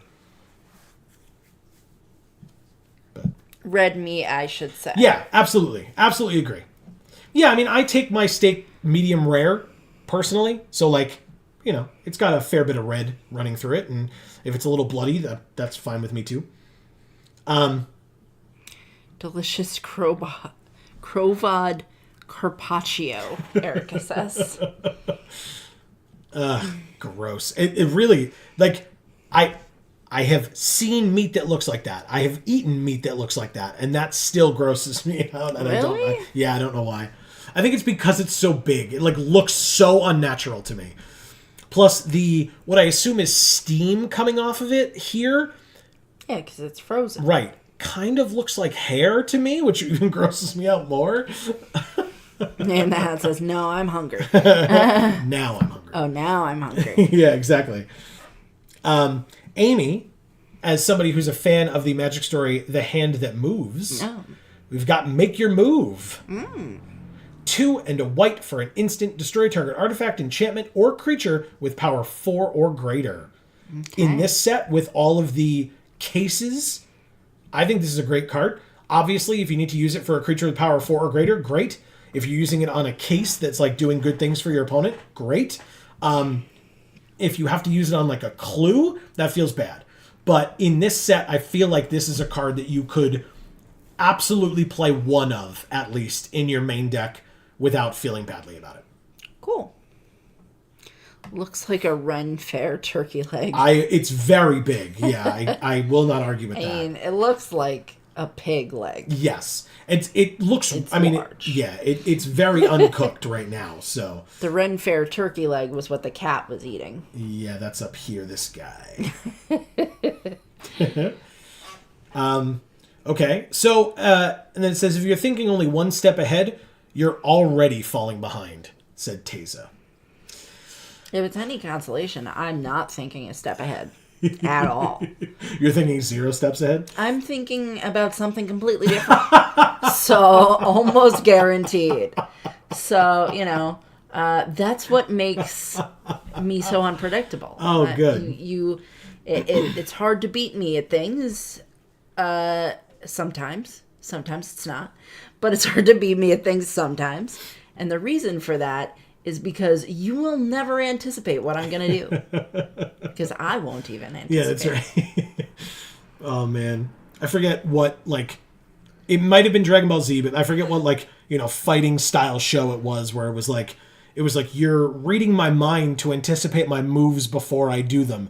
So I guess I'll have to stop thinking about my moves before I do them. And like then they were able to beat them because they couldn't read their mind anymore. It's like, I genuinely don't think that's how that works, but sure. It works great. It's a show. I mean, sometimes it really doesn't, but other times it works great. Yeah. Erica says, you can't predict me if I never know what I'm doing. Exactly. Man in the Hat says, great logic, Joe. Thank you. Thank you. I appreciate that. Oh, maybe that's what it was. Yes. Yu-Gi-Oh! Did that too. Yes. So that was against Pegasus, where he literally just took his top card, never looked at it, and just played it face down. And then Pegasus was like, but I don't know what the card is now because I couldn't read his mind. It's like, yep, sure didn't. But yeah, I think you're thinking of Frieza from Dragon Ball Z. There was like a moment where, yeah, maybe I think it's Frieza. It's possible. We move on to Makeshift Binding. 2 and a white for an enchantment. When it enters the battlefield, exile target creature an opponent controls until Makeshift Binding leaves the battlefield, and you gain 2 life. So it's an Oblivion Ring, but you gain 2 life. Great card. I will take as many of these as I see. Great card. It specifically only targets creatures, but still, that's quite good. Next is the Market Watch Phantom. So 1 and a white for a 2/2 Spirit Detective. So it's another detective. Yeah. Whenever another creature with power 2 or less enters the battlefield under your control, Market Watch Phantom gains flying until end of turn. I feel like spirits know a lot, or like are partially all-knowing. Okay. So I don't know that they would need to be detectives. I mean, okay. I mean, maybe to a degree. Well, these spirits, if they're just walking the streets, basically, would definitely need to be, right? Why? So they're all knowing for like everything that's going on in the world at all times. Like they know what every murderer like. Well, no, I guess if they're like killed. trying to find out like information about people that they didn't know before they died or something. Sure. I mean, most of the time, a detective doesn't know the person that was killed. Right. So, okay. Marcus says, found the second one. Wow, congrats. Nice. That was fast. Ooh, this art, though. It's behind us. You can't see it, but it's pretty. Okay, so we have the Museum Night Watch next. 4 mana for a 3/2 Centaur Soldier. And when it dies, create a 2/2 white and blue detective creature token. And you can disguise it. So you play it face down for 3, flip it face up for 2. Okay. So basically, it's the Museum Night Watch, and then when the Night Watch is killed so that something can be stolen from the museum, a detective shows up to try to solve the crime. Got it. It's a 4 mana 3/2 or a 5 mana 3/2, just over 3 mana then 2 mana. Okay. We have the Neighborhood Guardian, which is 1 and a white for a 2/2 unicorn creature. Whenever another creature with power 2 or less enters the battlefield under your control, wonder if white wants you to be playing creatures with low power. What do you think? No. Target creature you control gets +1/+1 until end of turn. Again, be aware the +1/+1 until end of turn that you give to something could bring it above 2 power, which means any abilities that positively affect that creature or benefits that you get on other things for having a number of creatures with power 2 or less, it will be 1 less if that happens. So just be aware of that. Next is No Witnesses. Oh, shit. A sorcery for 2 and 2 white. Each player who controls the most creatures investigates. Then destroy all creatures. When cunning fails, there's always violence. Wow. Okay. I mean, technically, yes, but... Amazing. Wow. So, yeah, I mean, that's interesting. It's a good board wipe. It's 4 mana. And if you are losing out on the exchange, in other words, if you have more creatures than your opponent does, and you're losing them, at least you get the ability to draw a card with the, later on for 2 mana, with the clue token. So that's pretty cool. Then we have Not on My Watch. 1 and a white for an instant, uncommon, exile target attacking creature. This woman, like, her outfit's fucking rad. Yeah. And her hair. Yeah. So, like, that would be a cool cosplay. Except that it's, not a card where you can actually really see her outfit that well. And not a card where, like, it would be, like, a character that would be recognizable. So, not a great cosplay for that reason. Yeah, but I still agree with you. You can tell, even from this, like, abbreviated look, that she looks badass. Yeah. Next, we have the Novice Inspector. 1 white mana for a 1/2 human detective. When it enters the battlefield, investigate. Okay. I forget the name of this card. I'm sure Erica or Marcus could help me out. But this card absolutely existed, and it was a good card when it existed previously, and now it exists again, and it's a good card. I would play it. It's good early, not as good late, but still. It could be her muscular forearm. Yeah. I mean, that's not what stands out to me, but if it's what stands out to you. I think her arms look nice. And it helps her to look badass. I agree. Erica says, Thraben Inspector. Thank you, Erica. Absolutely right. Yeah, this is just Thraben Inspector. Just called something different. Novice Inspector. Yes, because Thraben is on Innistrad, and we're not on Innistrad, so... You can't be a novice if you're from Thraben. That's... Sure? Apparently. Sure. We'll go with that. Man in the Hat says, is it the Hans device she's wearing that you saw first, Amy? LOL. The what? I don't know. What's a Hans device? I don't know. Is it this? Is it this thing? Her collar? Is it this? Is it the straps? I think that just holds her knives. Yeah, probably. He says yes. Okay. The collar, then. Okay. I mean, it does look really cool. I like it. The collar. The collar. Perfect.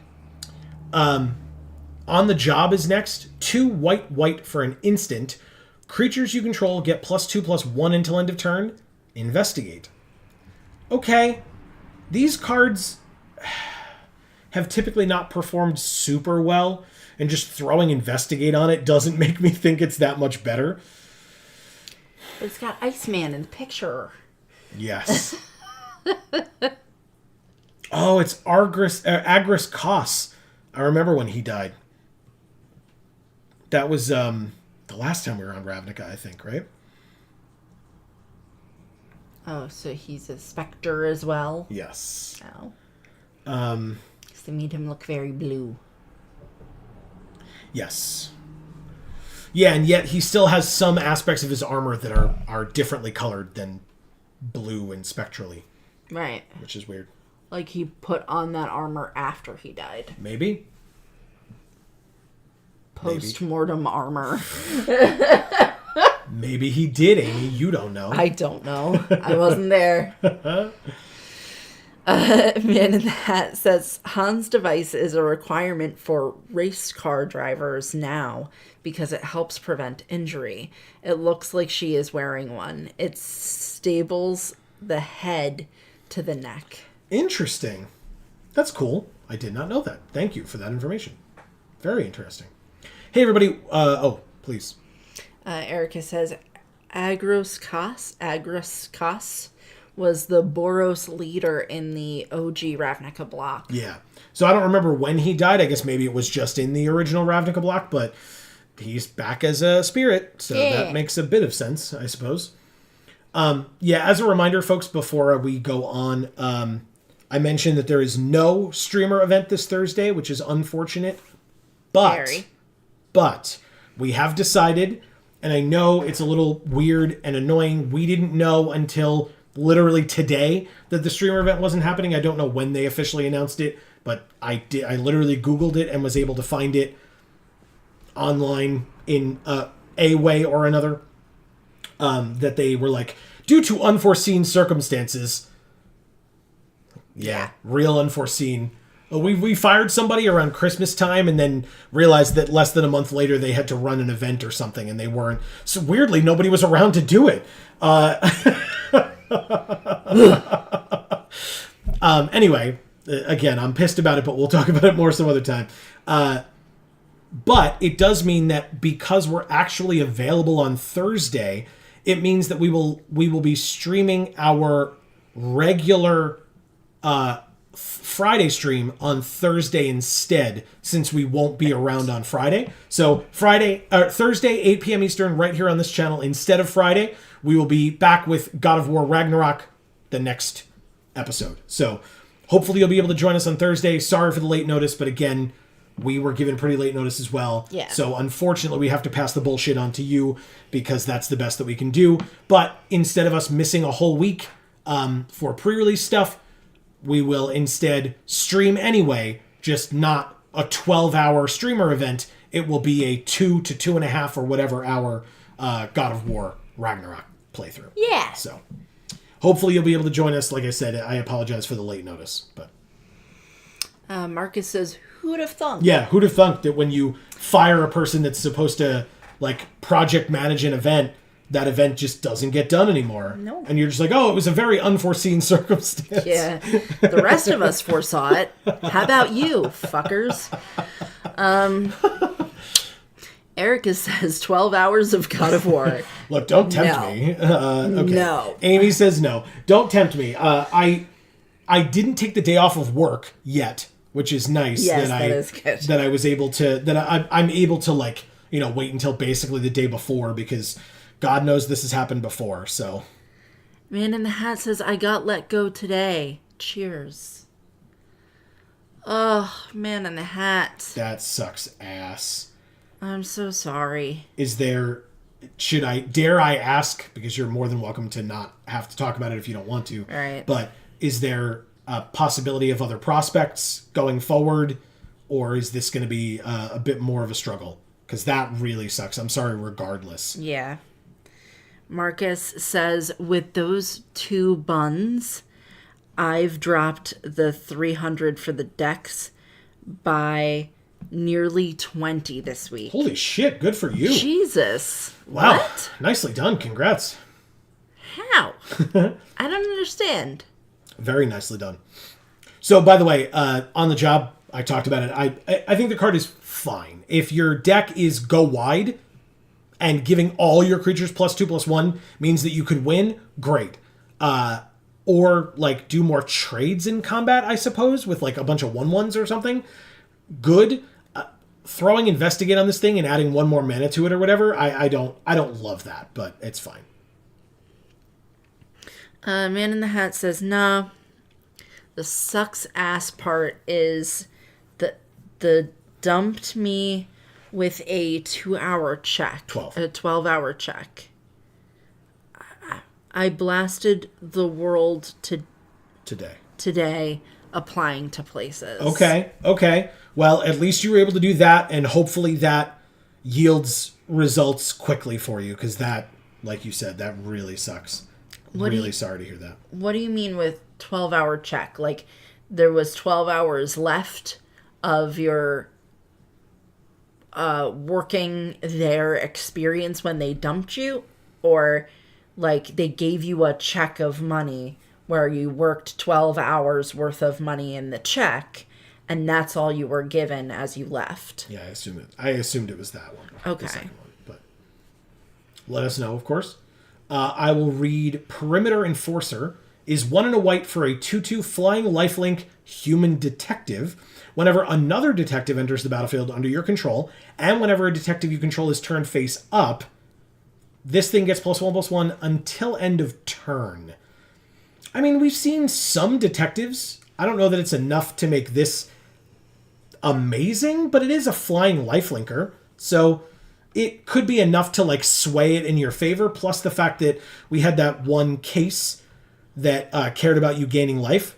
So that's something that it could work with, but it's an uncommon. I mean, I wouldn't build my whole deck around it, but if I had enough detectives, it would be good. I just wouldn't take this and be like, oh, I'm definitely in the detectives deck. We're going to win now. But Joe, you are going to win. You can levitate with, like, electricity coming off your feet. Yeah, it's really weird. Yeah. Marcus says, at midnight, new outbreaks, so continuously spawning clusters of one species of Pokemon, appear on the map. There are 3 maps. Okay. My Changin?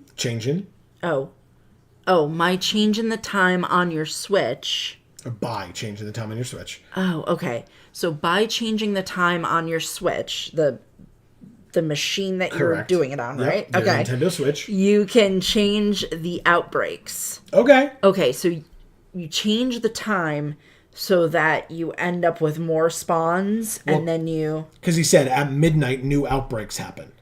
Okay. So if he changes it to midnight, plays for 5 minutes catching everything from the outbreak, changes it back to 11:59, and then it hits midnight again, a new outbreak starts, and he can catch all those. Okay. And rinse and repeat.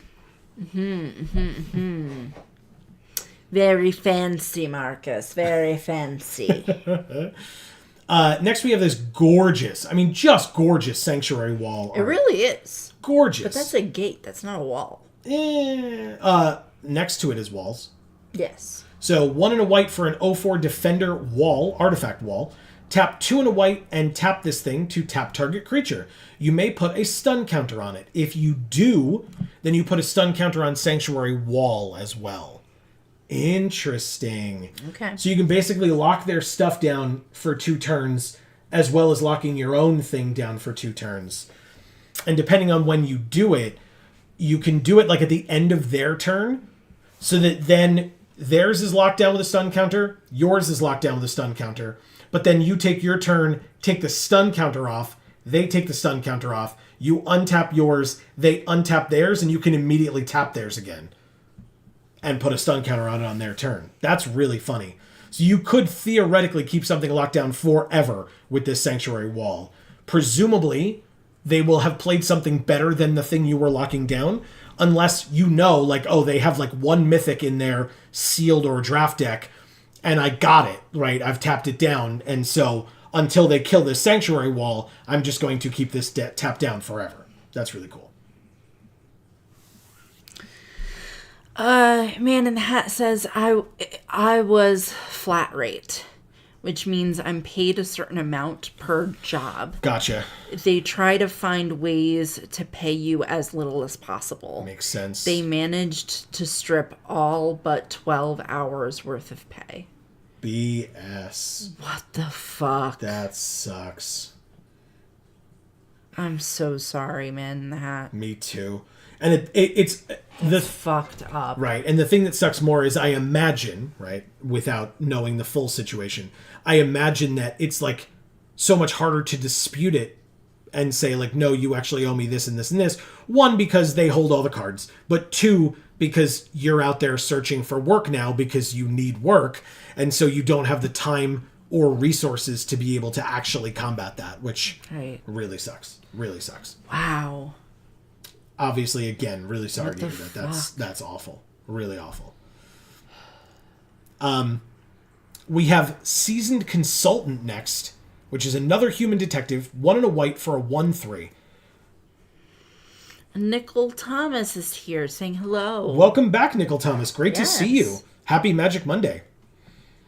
Whenever you attack with 3 or more creatures, Seasoned Consultant gets +2/+0 until end of turn. Okay, so it becomes a 3/3 if you've attacked with 3 or more creatures, but otherwise it's a 2-mana 1/3. This card's fine. I mean, this is like, you know, a 23rd card, or like 20 through 23rd or something like that. Like, it's fine. I'm not jumping up and down about it, but it would get into a deck.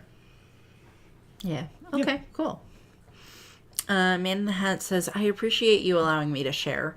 I don't talk to many people, and I don't share that stuff with them. It's nice to vent. Absolutely. Of course. Yeah, we're happy. Happy to help. Yeah, I wish we could help more. 100% agree. 100% like, agree. actually help. Yeah, but... I mean, we have, unfortunately, we have our own issues when it comes to stuff like that, so... Yeah. We if we could help more, we would be doing the same for ourselves. But yeah, that really sucks. So, yeah. But yeah, absolutely, more than happy to have you be able to vent here. We do it, so why would other people not be able to? Absolutely. Nickel says, "How are you both doing tonight?" You know what? This is going a lot slower than I thought it would, but it's because we're hanging out with all of you, and I prefer that. Me too, because it gives me something to actually do. I mean, you've been commenting on the things that we're talking about. Don't sell yourself short. Yeah, golem bulge.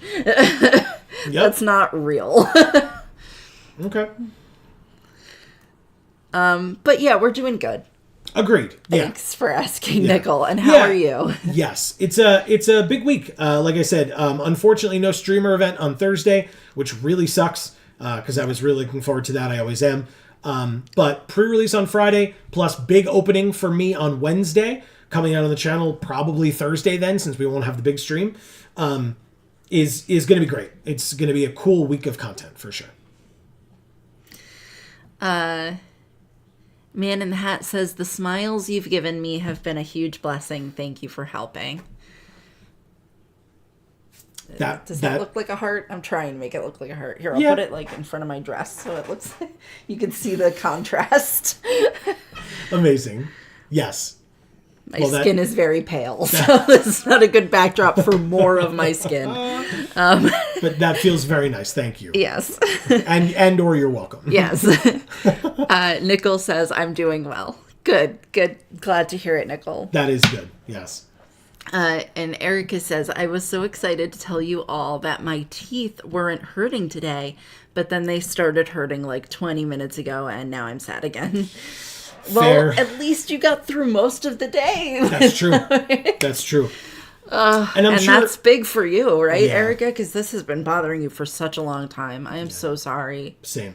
Guys, I'm feeling for all of you. Agreed. I really wish there was more we could do. Again, like I said, I'm putting out a load of content this week, so feel free to... We are putting out a load of content this week, so feel free to live vicariously as you can through that. And hopefully, even if it takes your mind off of it for a little while, just know that we'll do our best and we've got you. Yeah, we'll put out all of our loving energy, and hopefully it'll reach you somehow. That's right. Eventually. Absolutely right. So we've got the 10th District Hero next. 1 and a white for a 2/3 human. For 1 and a... And it's a rare. For 1 and a white, collect evidence 2.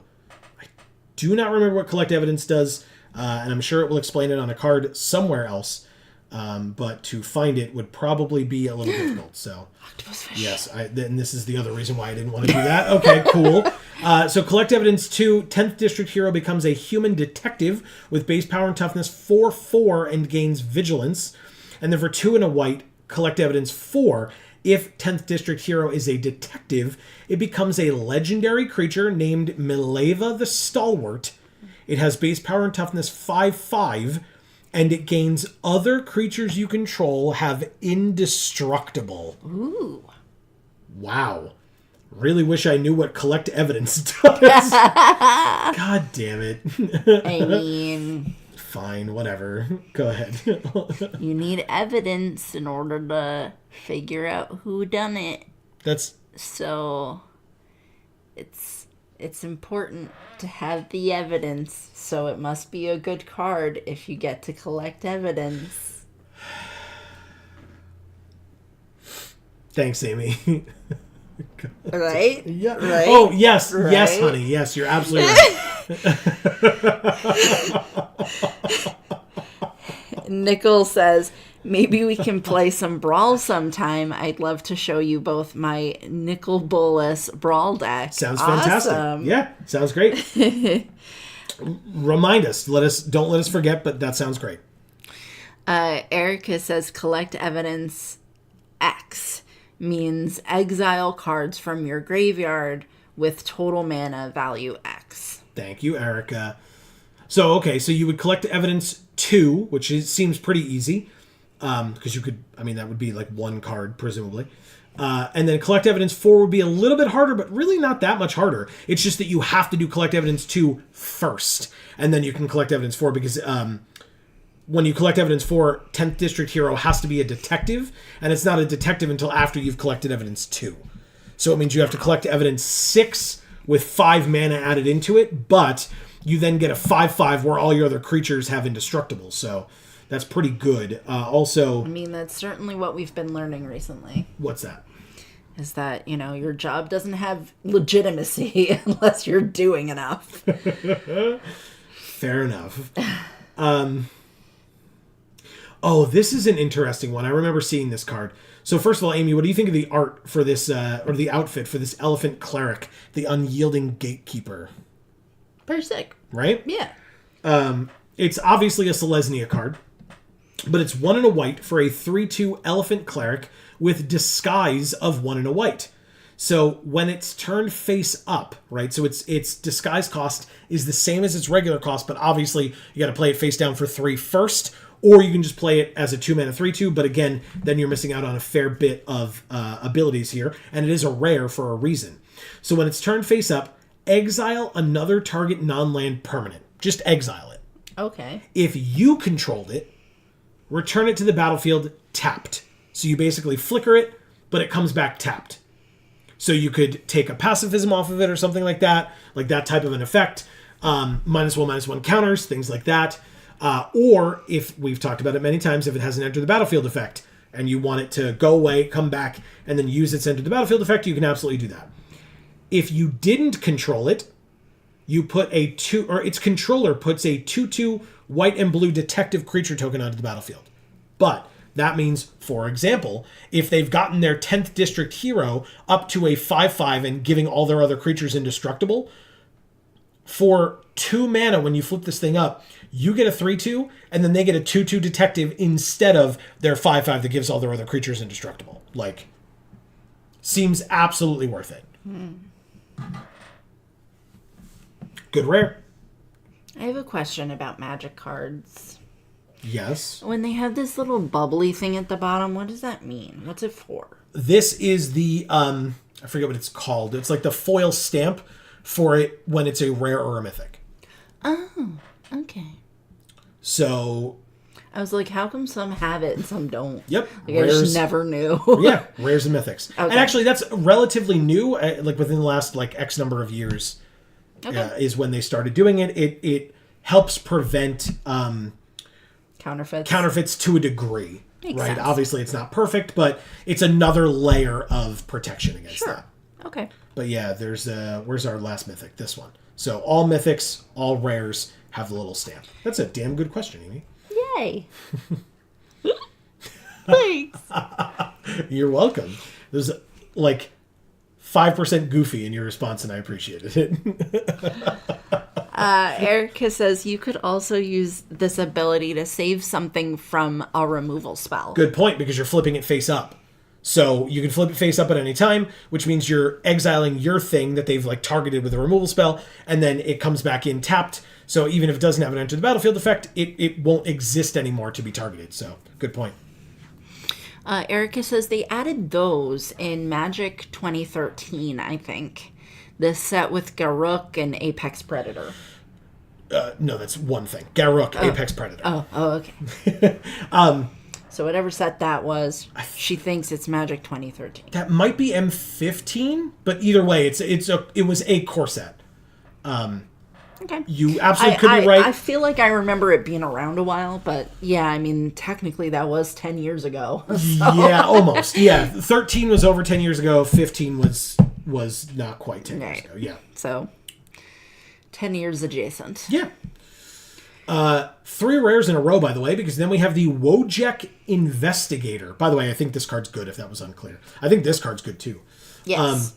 Wojek Investigator is 2 and a white for a 2/4 flying vigilance angel detective. This art is very interesting. It's weird. Why are they kneeling on like the edge of a building? I don't know. And I'm just using looking at the interesting shape and detail of the wings. Okay. Sure. It's just odd. It looks cool to me. At the beginning of your upkeep, investigate once for each opponent who has more cards in hand than you. Huh. So, in other words, in a one-on-one game, which is what you'll be playing in Limited, you will investigate once, so make 1 clue token if they have more cards in hand than you do. If not, it's still a 3-mana 2/4 flying vigilance. Okay. Erica says Cam used this one to great effect at the pre-release. Oh, hell yeah. Okay. I haven't gotten to see it yet. Thank you for telling me. I do not consider that a spoiler, by the way, so do not hesitate to say things like that. I appreciate it. At first, when you said Cam, I wasn't sure that you were referring to the person named Cam, because it's like a weird angle, right? It's like an artistic... Oh, the camera angle of the art. Right, yeah, right. Yeah, yeah. I thought that's what you were referencing at first. Like, the camera angle is... I don't know. That's Cameron Lauder. And every interesting camera angle can be attributed to him. I mean, he's very good at what he does, so it's definitely possible. Erica says he also got Kaya as his promo, LOL. Congrats to him. Cool. I'm looking forward to seeing what I get as my promo this Friday. I'll be opening 4 kits, so I'll get 4 promos, actually. So stay tuned to the channel. Please don't forget to subscribe and ring that bell. Thank you. Our last white card is Wrench. Oh, that's a wrench. I thought it was a clamp. The clamps. No, it's a wrench. A single white mana for a clue equipment. Equipped creature. Oh my god, they did it in the study with a wrench. You got it. Fuck. Your I face. put Candlestick in the conservatory. Equipped creature gets +1/+1 and has vigilance, and 3 tap target creature. Tap 2, sack the wrench as a clue and draw a card. And the equip cost is 2. So for 2 mana, you can give something +1/+1 and vigilance, and it has 3 tap target creature. Card seems fine. I would probably play this as a 1 mana card on turn 1, hopefully, so that then on turn 2 I could just draw a card with it and move on with my damn life. Because I don't think I would be equipping this thing very often. Wow. I would probably just sack it and move on. I mean, it does say you can sacrifice it. Yep, you just use it just as a clue and pretend that it's not an equipment. Okay. That's it. Erica says, I think my brother and I are getting kits too for the first time in a while. Hell yes. Nice. Good. You should let us know how you open. You guys, you folks usually open very well, so I hope that is the case again. So let us know. Yeah, and I hope you get a Sorin. Is there any Sorin? Don't tell me, but I hope there's a Sorin. And I hope that you open it, Erica, because that would be cool. What? What? Nothing. I hope so too. We have... He's got a detective hat. Who does? The agency outfitter. Oh, yes. All I want is the Taser. Makes sense. Okay. Makes sense. And the Tomic, obviously. Oh, because, yeah, that's awesome. You know, viral tweeter yourself. Or Xer yourself. Oh, I hate it. Ugh. Oh, that felt dirty. No, yeah, that's terrible. I know. I didn't do it. Muskie did. 6 mana... Is that his nickname now? From me, it is. Oh. It's a sign of disrespect, is really what it is. I'm punching very up, so it's okay. I mean, like, intellectually, maybe I'm punching down, but, like, financially, I'm punching up, and power-wise, I'm punching up. So, ouch. That's not ouch. That's just. I mean, it just feels like facts. I mean, I'm not. I'm not saying any of this. It's all him. It was me. Hi, I'm the problem. It's me. We have the agency. That's Taylor Swift. Oh, I have no problems with Taylor Swift. Taylor Swift's great. I have problems with Taylor Swift. Wow. Great. Cool. Now we've got both sides of the spectrum. Everyone hates us now. Yep. Cool. Everyone with money hates us. No, I meant people who are fans of Taylor Swift and people who are fans of Elon Musk. Because I genuinely feel like... Are there fans of Elon Musk? Yes. Yes, there are. Yes. I believe those fans have dwindled significantly, but they absolutely still exist. No, and I they know. did exist for a while. But I feel like the line graph of like fans of Taylor Swift and the line graph of fans of Elon Musk, those are parallel lines and they'll never meet, but we've insulted both of them. So, you know. Yes, that's what I do. Insult them all. This has gone horribly downhill. Erica says Elon the Musky Husky. Don't Google that. I wasn't planning on it. Oh, I definitely am going to now. The man in the hat says they have fans. They both have fans for sure. For sure they do. Taylor Swift absolutely, provably does. Yeah, and Elon her Musk, graph is going up, Yes. and Elon Musk's is going down, I think. and again, they will still never meet, ever. Those graphs. But anyway, it's fine. I don't know. It's exactly 10 o'clock. I think we go a little bit longer, but we've literally done one of 5 colors. We didn't do gold, we didn't do colorless, and we didn't do lands. So this, we would have had to do this like 5 weeks out, I guess. But no. It's fine. Not a problem at all. The man in the hat says, Google it, Amy. Tell me what you see. I will. I will report back. Oh, God. With every detail. Okay. So we will move on to the Agency Outfitter, which is 6 mana for a 4/3 Sphinx Detective. And it's 4 blue. And he does have an awesome outfit. It's a detective. It's an outfitter. Oh.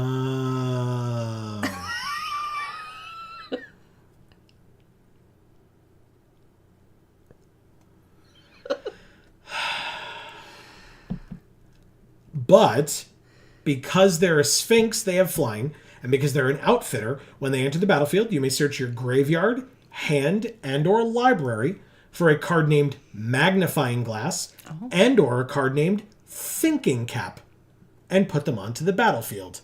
Awesome. And then if you do, shuffle. I like it. Right? Seems cool. And it's onto the battlefield. So if you have both of those cards and you haven't drawn them yet, you just get to put 2 cards from your library onto the battlefield, which is great. Yeah. Erica says Suburban Outfitters, am I right? Very much so. Very much so. Suburbia, I guess. In Ravnica? No. Well, Maybe in Selesnya. yeah. Behind the Mask is a very upsetting piece of artwork. I mean... It's 1 blue mana for an instant. As an additional cost to cast this spell, you may collect evidence 6. So as Erica correctly pointed out before, collecting evidence 6 means exiling cards with total mana value 6 or greater from your graveyard. Which means you can't do this turn 1, obviously. But until end of turn, target artifact or creature becomes an artifact creature with base power and toughness 4/3. If evidence was collected, it has base power and toughness 1/1 until end of turn instead. So, if you want, you could just pay 1 mana and make one of your creatures into a 4/3. Or you could pay 1 mana and exile mana value of 6 or greater from your graveyard to turn one of their things into a 1/1. And it's an instant, so if you do it during combat or whatever, you could turn like a big creature into a 1/1 and kill it in combat or something like that. I'm thinking of this as though it's a Mrs. Doubtfire mask. You know, that Sure. took a lot of time to make. Sure. Not that it's just a human face that's been removed. Oh. Okay. Fair enough. I mean, Makes me feel better about it. No, I mean, I'm not implying that it's a human face that was removed. It has like rivets all over the outside of it. It definitely is a mask, but it's still very real looking. So I don't like it. I mean, the rivets are just to connect the skin to the metal. To the mask material. Yeah. Yeah. Because it's a face. I mean, it's not. Amy, look, it's Merfolk Wizards. Yeah, they look awesome. Right? Yeah. 4 and a blue for a 4/5 Merfolk Wizard. Whenever Benthic Criminologists, because if I didn't say it, that's the name of the card, Benthic Criminologists, whenever it enters the battlefield or attacks, you may sacrifice an artifact, and if you do, draw a card. So here is an example of what I was talking about, where this is a card that benefits you from having clues on the battlefield, right? Because you can sack those artifacts to draw a card instead of paying the 2 mana to do it like you would normally with a clue. Also, notably, the Behind the Mask that says target artifact or creature becomes an artifact creature with base power and toughness 4/3. You could turn a clue into a 4/3 for 1 mana until end of turn. So, well, yeah, I mean, with the work it took to get that face on that mask, so it could be a face mask. It deserves to be a 4/3. wow. Well done. Well done. Guess what, Amy? Right after the Merfolk Wizards, we have an octopus fish. Yes. It's an octopus fish. Yes. Because it has a tail, like a fish. I see it. But it's still an octopus, and I love it. It's 1 and a blue for a 2/1 octopus fish, but it has disguise for 5 and a blue. And look at all the vials it's holding. It's helping. It's smuggling bubbles, Amy. Smuggling bubbles? Its name is Bubble Smuggler. Oh. Okay. It doesn't look like it's smuggling the bubble. Like, I see bubbles, but I see the vials, and there's like green stuff coming out of that vial. And it's nowhere near any bubbles. So I feel like, I don't know. I feel like it's not really succeeding at the bubble smuggling. The flavor text says, by the time they noticed the missing vials, Glovax was 3 fathoms away. So this octopus fish is named Glovax, Amy. It's awesome. So when it's turned face up, or as it's turned face up, put 4 +1/+1 counters on it. So you could play it face down for 3 and flip it up for 6, and then it becomes a 6/5. That's 9 mana for a 6/5. That's real bad. Yeah. Or it's 2 mana for a 2/1, which is just pretty bad. Again, it's not succeeding at the bubble smuggling. It's really bad at that. So, flavorfully, it makes sense. And that's all that matters to Amy. And the fact that it's adorable, and I love it. Next we have Burden of Proof. God, I've heard that before. 1 and a blue for an enchantment aura with flash enchant creature. Enchanted creature gets +2/+2 as long as it's a detective you control. Otherwise, it has base power and toughness 1/1 and can't block detectives. And the flavor text says, you must have known all those lies would catch up to you eventually. I did know. And, I mean, notably... That's why I had the bubble smuggler smuggle bubbles for me. It empowers the detective to find the burden of proof, which is great. And, or I guess it's implying that it weakens the defendant if they have the burden of proof, which I guess is also a good point, because the whole point is to make the prosecution prove their case against you. And so if you're presenting an affirmative defense and you have to present the burden of proof in that instance, that's pretty tough to do sometimes. So, well, luckily we have that surprise witness up in the white cards. That's true. We do. No, I mean, this is a bit of a better aura in my opinion, because it's really versatile, right? So if you're afraid of like putting it on your creature and then having them kill it, then don't put it on a detective. Put it on one of theirs. Make it a 1/1 that can't block detectives, right? Obviously the same is sort of true for theirs, because they could like give it hexproof or something and then you've wasted the card. And although I guess then it's still a 1/1, because if they used a card to give their creature hexproof until end of turn, it's still a 1/1 to prevent you from using yours. But whereas if you put it on yours and they kill your creature, then they both the creature and this go away, so it's 2-for-1ing you. So it's a little bit different. I would lean more towards this one than the other aura that we saw in white, for example. Amy, as you correctly surmised, there was the wrench in white, and now there's the candlestick in blue. Oh, so I guess that was Mrs. White with the wrench, and then this is Miss Peacock.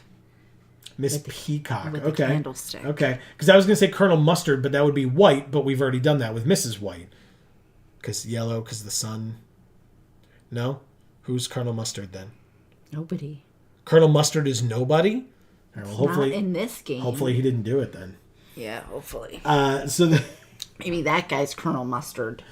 He's wearing mustard. Burden of proof guy? Yeah, it kind of looks like him, right? So for a single blue mana, you get an artifact clue equipment candlestick. So you can sack it as a clue for 2 mana, draw a card, or equipped creature gets +1/+1 and has, whenever this creature attacks, surveil 2, and you have an equip cost of 2. This is better than the white one, I think, like at quick glance, but it's still not great. I might still probably just use it as a clue, but I would give it a little bit more credence to possibly using it as an equipment. We're back to cases again. It's been a bit. It's also an ugly candlestick. Yeah. I mean, and also just looking at it, like if it catches all that wax, it's going to be really annoying to clean. Oh, yeah, all those like petal riffles and stuff. Ugh. Yeah. Brings back bad memories of like cleaning my parents' candlesticks that they have at their house. Which were also terrible to clean. Yeah, that's what I'm saying. But they were not like that. No, that would have been not. Worse. Yeah. Yeah.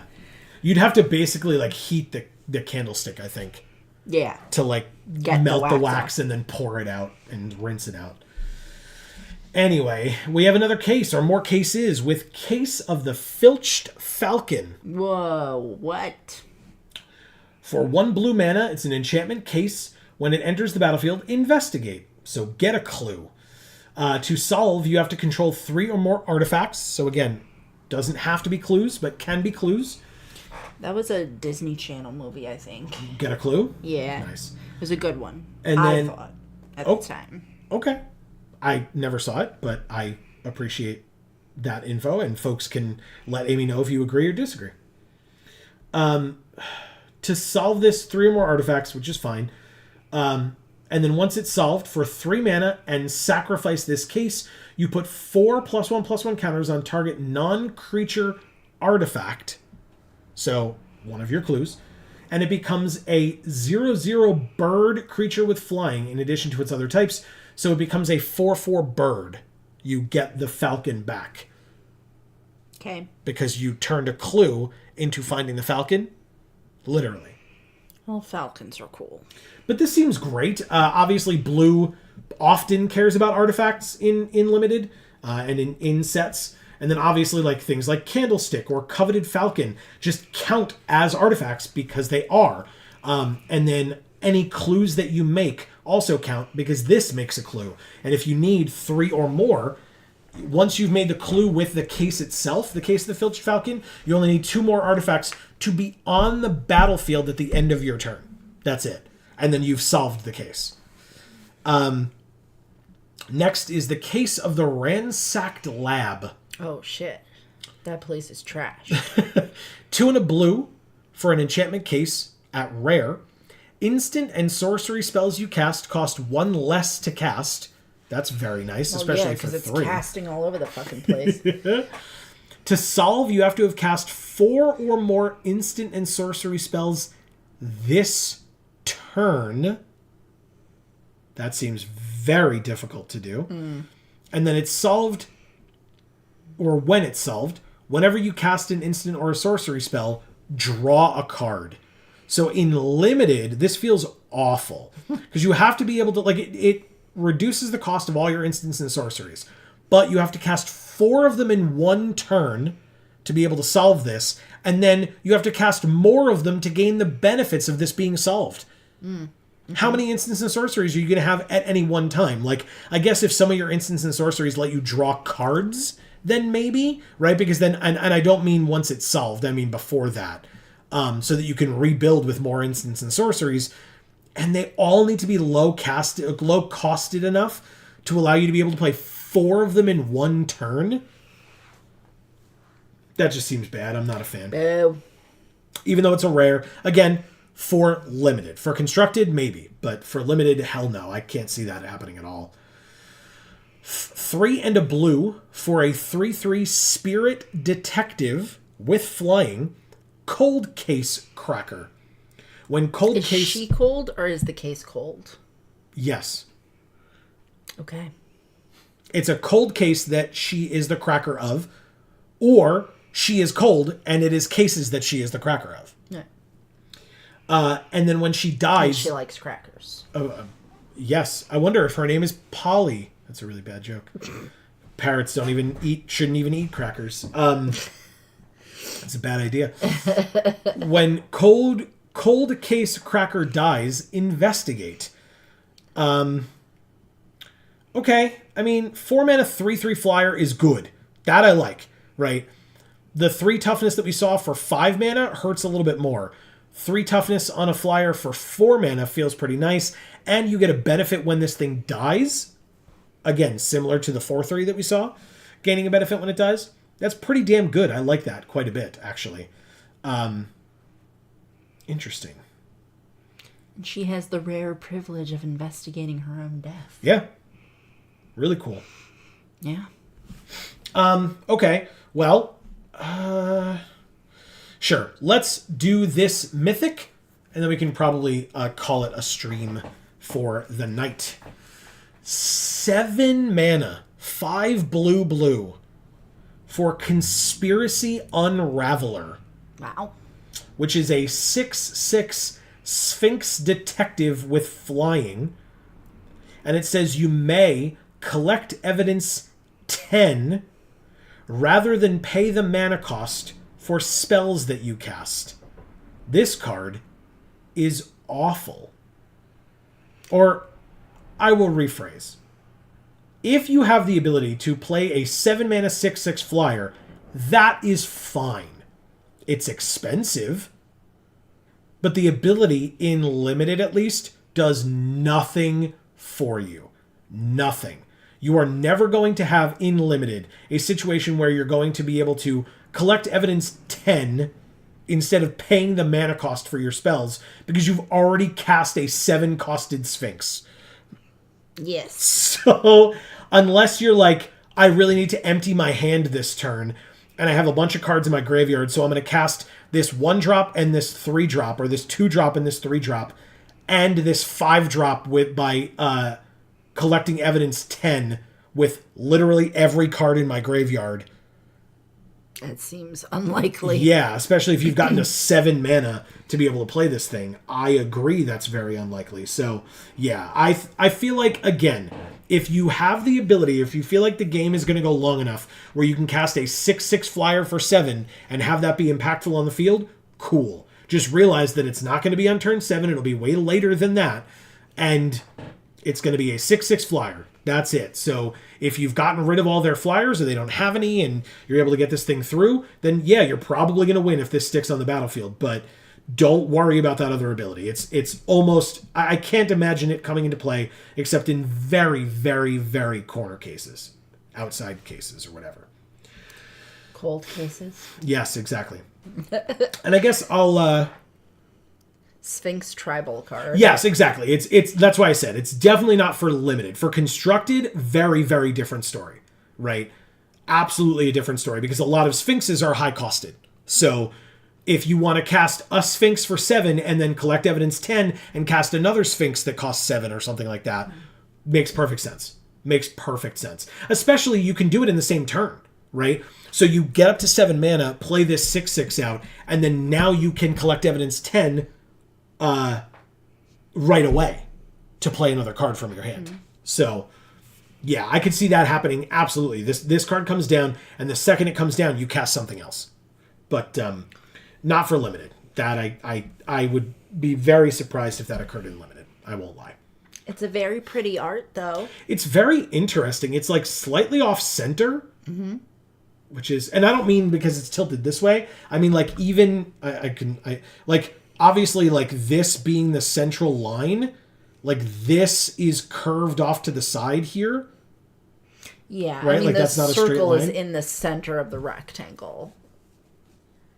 But the Sphinx is off to one side, and that central line, like you said, is curved and goes like that. Yeah, it curves up to this circle up here, which is connected here, and then curves over to here, but like this line's curved too, and like, yeah. Because everything is circles. It's very weird, except for this plus sign.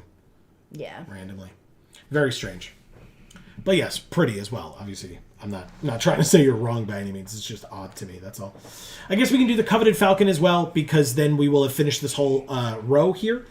So the Coveted Falcon is a 1 blue for a 1/4 rare artifact creature bird. Sorry, Amy. With flying. But it's a falcon. Falcons are cool. Falcons are very cool. Whenever Coveted Falcon attacks, gain control of target permanent you own, but don't control. So that's if your opponent has stolen something or it's been given to them or whatever. If something that you own has been is on your opponent's battlefield, you gain control of it. It also has Disguise for 1 and a blue, so that you can play it face down for 3 and then flip it up for 1 and a blue. And when it's turn face up, target opponent gains control of any number of target permanents you control, and to draw a card for each one they gained control of this way. So that basically then, if you know that you can get in with this Falcon, you can swing in with this Falcon and take your things back one by one. But if they kill your Falcon, they have all the things that you gave to them, and you don't get them back. So you got to be pretty strategic or pretty certain that your opponent's not going to be able to stop the Falcon and or, whatever. Or utilize your cards depending on which ones you give them. So. Okay. I mean, Amy, overall, I know you and I are going to talk about this privately afterwards as well. But overall, how did you think this was?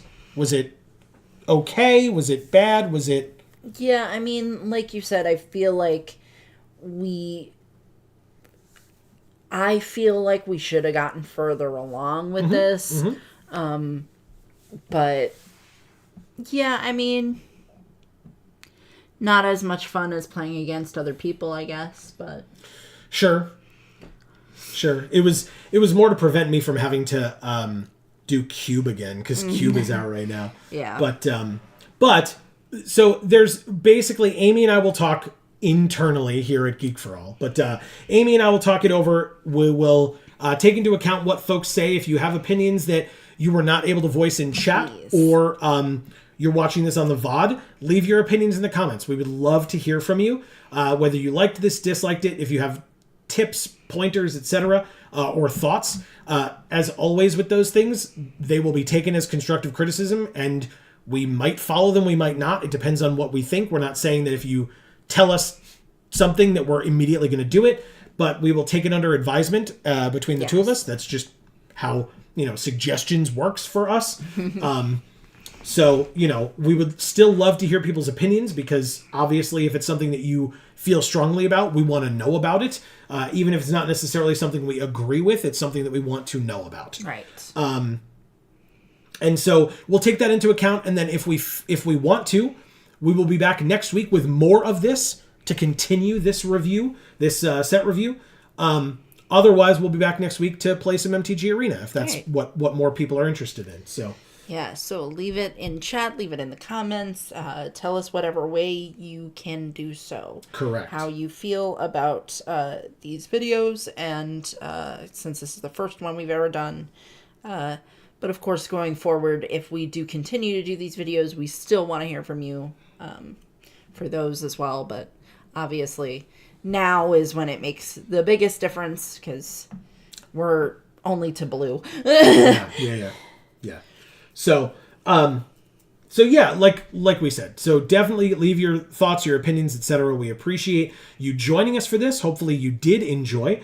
We'll be back next week with something. It will be Monday at 8 p.m. Eastern right here on this channel. It will either be more of this set review or MTG Arena. Right. If it's a little bit of both, that's great. If it's one or it's the other, that's fine too. It depends on what we want, how we feel it went, and how you all feel it went as well. Right. Obviously, as I mentioned earlier, no early access or streamer event or whatever you want to call it this Thursday. Right. I'm more upset about it than you are. I can almost be certain of it. But I'm very sorry. I have no reason to be sorry, because I did nothing about it, or I had nothing to do with it, I should say. But I'm still... did nothing about it, Joe. I did nothing about it. You could have, and you didn't. I sure could have. I could have... You know what? From what I've learned, I could have spent more money on Magic cards. Yeah. Wizards will always feel that I could have spent more money on Magic. Yep. That is something that I've learned in my relationship with Wizards of the Coast over the years, is that I could always spend more money on them. That's how they feel about our contentious relationship. Anyway... Yep. I alone could have saved all those people's jobs. I couldn't have. So we will be back on Thursday nonetheless. Not with the streamer event, not with Magic the Gathering, but with our continued playthrough of God of War Ragnarok instead of the streamer event. And because Friday, where we would normally be playing God of War Ragnarok, instead we will be at the pre-release event for Murders at Karlov Manor, so we will not be available to stream that night.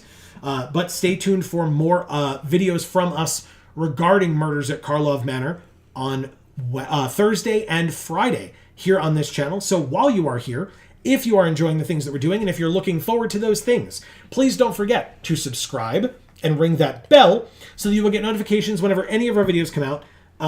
and or whenever we go live here on this channel, so that if something wonky happens where there is not a streamer event, you can still be here for the surprise, I guess, God of War Ragnarok stream on Thursday night at 8 p.m. Eastern, as all of our regularly scheduled streams are. Right.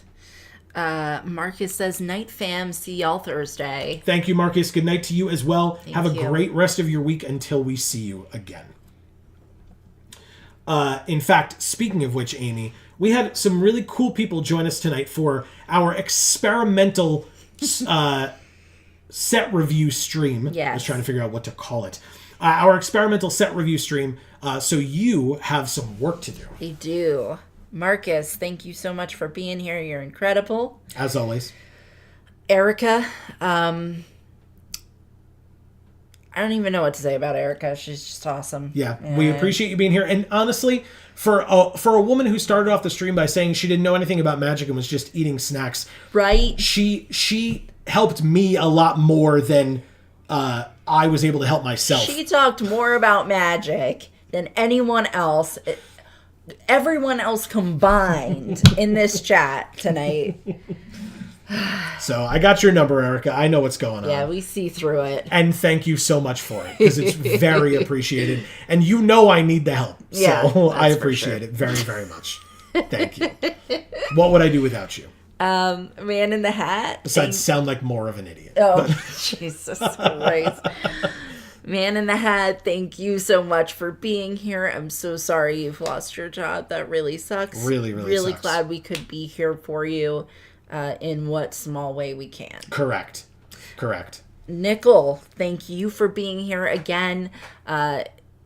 It's always nice to see you back. Yeah. I think this is your third time that you've been on our stream. It's more. Okay. Yeah. If you know, correct me. Write it in there. Yeah.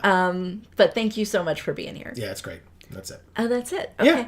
So, again, a smaller group, but a core group. Fantastic individuals. Yeah. We appreciate... And pretty consistent in chat tonight, considering that there wasn't that many people, actually. So we appreciate each and every one of you for spending your time. Now, the other thing is, if you were with us tonight, but you were not... you were just lurking, you weren't chatting, you were watching, but you weren't chatting, whatever the case may be, we appreciate you too. We just didn't see you, which is why you didn't hear your name mentioned specifically. So thank you all so very much for joining us. In the future, if you do want to get that shout out, please feel free to pop in a chat. Even if you just say, hey, that's totally fine. Obviously, we'd love to hear more than that from you, but please don't ever feel pressured to even say hello. You don't have to. Yeah. You can enjoy our content however you choose to, and we appreciate you supporting us in any way that you can. So if you're not comfortable joining us in chat, not a problem whatsoever. Please accept this blanket thank you for joining us however you chose to. And yeah, we hope to see you all on Thursday, as we mentioned, for God of War Ragnarok. If you're only here for Magic the Gathering, one way or another, whether it's arena or set review or whatever, no worries whatsoever. As I mentioned, we'll be back next Monday with more Magic live at 8 p.m. Eastern right here on this channel. So please feel free to join us for that. And then, like I said, this week in particular, more so than any other week around pre-release. Greg is here saying, boom, yes. I was just thinking about Erica for the win. I was just thinking about Greg. I was highlighted on Erica. I was just thinking about Greg. I was like, we missed Greg tonight. I spoke to Greg earlier today, so I'm fine. Well, aren't you special? I mean, yeah, obviously. But we were... he says smile, boom. But yes, I get to see Greg on Wednesday and Friday and Saturday. Oh my god. Hashtag sorry, Amy. Well, because he said hashtag Joe for the win. Oh, nice. Oh, man, that's funny. Yeah, so, well then, hey, Amy. Yeah. You wanna add Greg, into the... Thank you for being here. I'm sorry you got here as we were literally closing out the video. Yes, we were. But, Greg, we did say there is, unfortunately, not our fault, Wizard's fault, or I guess Hashtag I have plenty of hugs. Good. I look forward to it. Awesome. I have plenty of hugs as well. I probably won't be there, but I might try to force something. Maybe. Yeah. It's possible. I might make it happen somehow. We'll see. But yeah, I will be there, so no worries whatsoever. But yeah, Oh, sad face. there is no streamer event on Thursday. Yeah. So we will be doing our regular Friday stream on Thursday instead at 8 p.m. Eastern. But yeah, no streamer event. Yup. What's FTL? Stupid Wizards. Yeah. Yeah. Yeah. Look, they fired the guy who was in charge of them right at Christmas time, less than a month ago, or around a month ago. So not really much we can do about that. So for the loss. Unfortunately. Instead of for the win, for the loss. Yeah. Is FTL. Okay. Yeah. So, yeah, nothing we can do about that, but we get to play pre-release this weekend, and so we get to play the cards at that point. So, hey, everybody, if you haven't gotten a chance, you should get out to a pre-release near you. It's awesome. Obviously, if you feel comfortable doing so, if you have one, a friendly local game store around you, and then obviously, I'll say it then, and I'll say it now, and I've said it before. If you are anywhere near the Poughkeepsie, New York area, you should check out Champion Card Collector. It's on, if I remember correctly, 43 Vassar Road in Poughkeepsie, New York. So you should go check it out. It's Greg's store. It's true. And Greg and Steve, the co-owners, are fantastic individuals. Their employees are fantastic individuals. And their community, I said computity. Their community are awesome folks as well. Their computers are fantastic computers. No, they're just regular computers. He says, "Yep, perfect, Joe. Hashtag go, Joe." You know, sometimes we have people that sponsor us, and I try to do right by them. Sometimes. Nope. I mean, and then sometimes we have people that sponsor us for certain things, and then they drop the ball, and that's Wizards that I'm talking about. Because we don't have a stream on Thursday just because of them. Ha! And again, it's a lot of people will tell you it's more Hasbro than Wizards, regardless, Whatever. whoever it is. I'm upset about it. So, Yep. But like I said, we'll be back on Thursday for God of War Ragnarok. We'll be back Thursday and Friday for videos that are going to be released on this channel. So stay tuned for those regarding murders at Karlov Manor. So hopefully you'll be able to come back and enjoy those. Those will be pre-recorded, not live, but we still look forward to hearing from you in the comments of those videos if you enjoy them. Please. And if honestly, if you don't enjoy them, we want to hear from you too. Yes. Because if for whatever reason something happened in them that you didn't like, we want to know so that again we can take it under advisement and see if there are things that we need to change along the way. But yeah, we'll be doing those Thursday and Friday, and again stream on Thursday, and we'll be back for more either set review or Magic the Gathering Arena next Monday at 8 p.m. Eastern, right here on this channel. So thank you all so very much for being here. I really hope everybody enjoyed. Yes. And between now and the next time that we see you, whenever that happens to be, please continue to stay safe and happy and healthy. That is to you and yours super important. And for now, from us here at the Geek for All family of channels, I have been Joe. And I'm Amy. And as we always say, in whichever video or stream of ours you watch next, we will see you all next time. Thanks, everybody. You have a great night too, Greg. It's going to be a good week.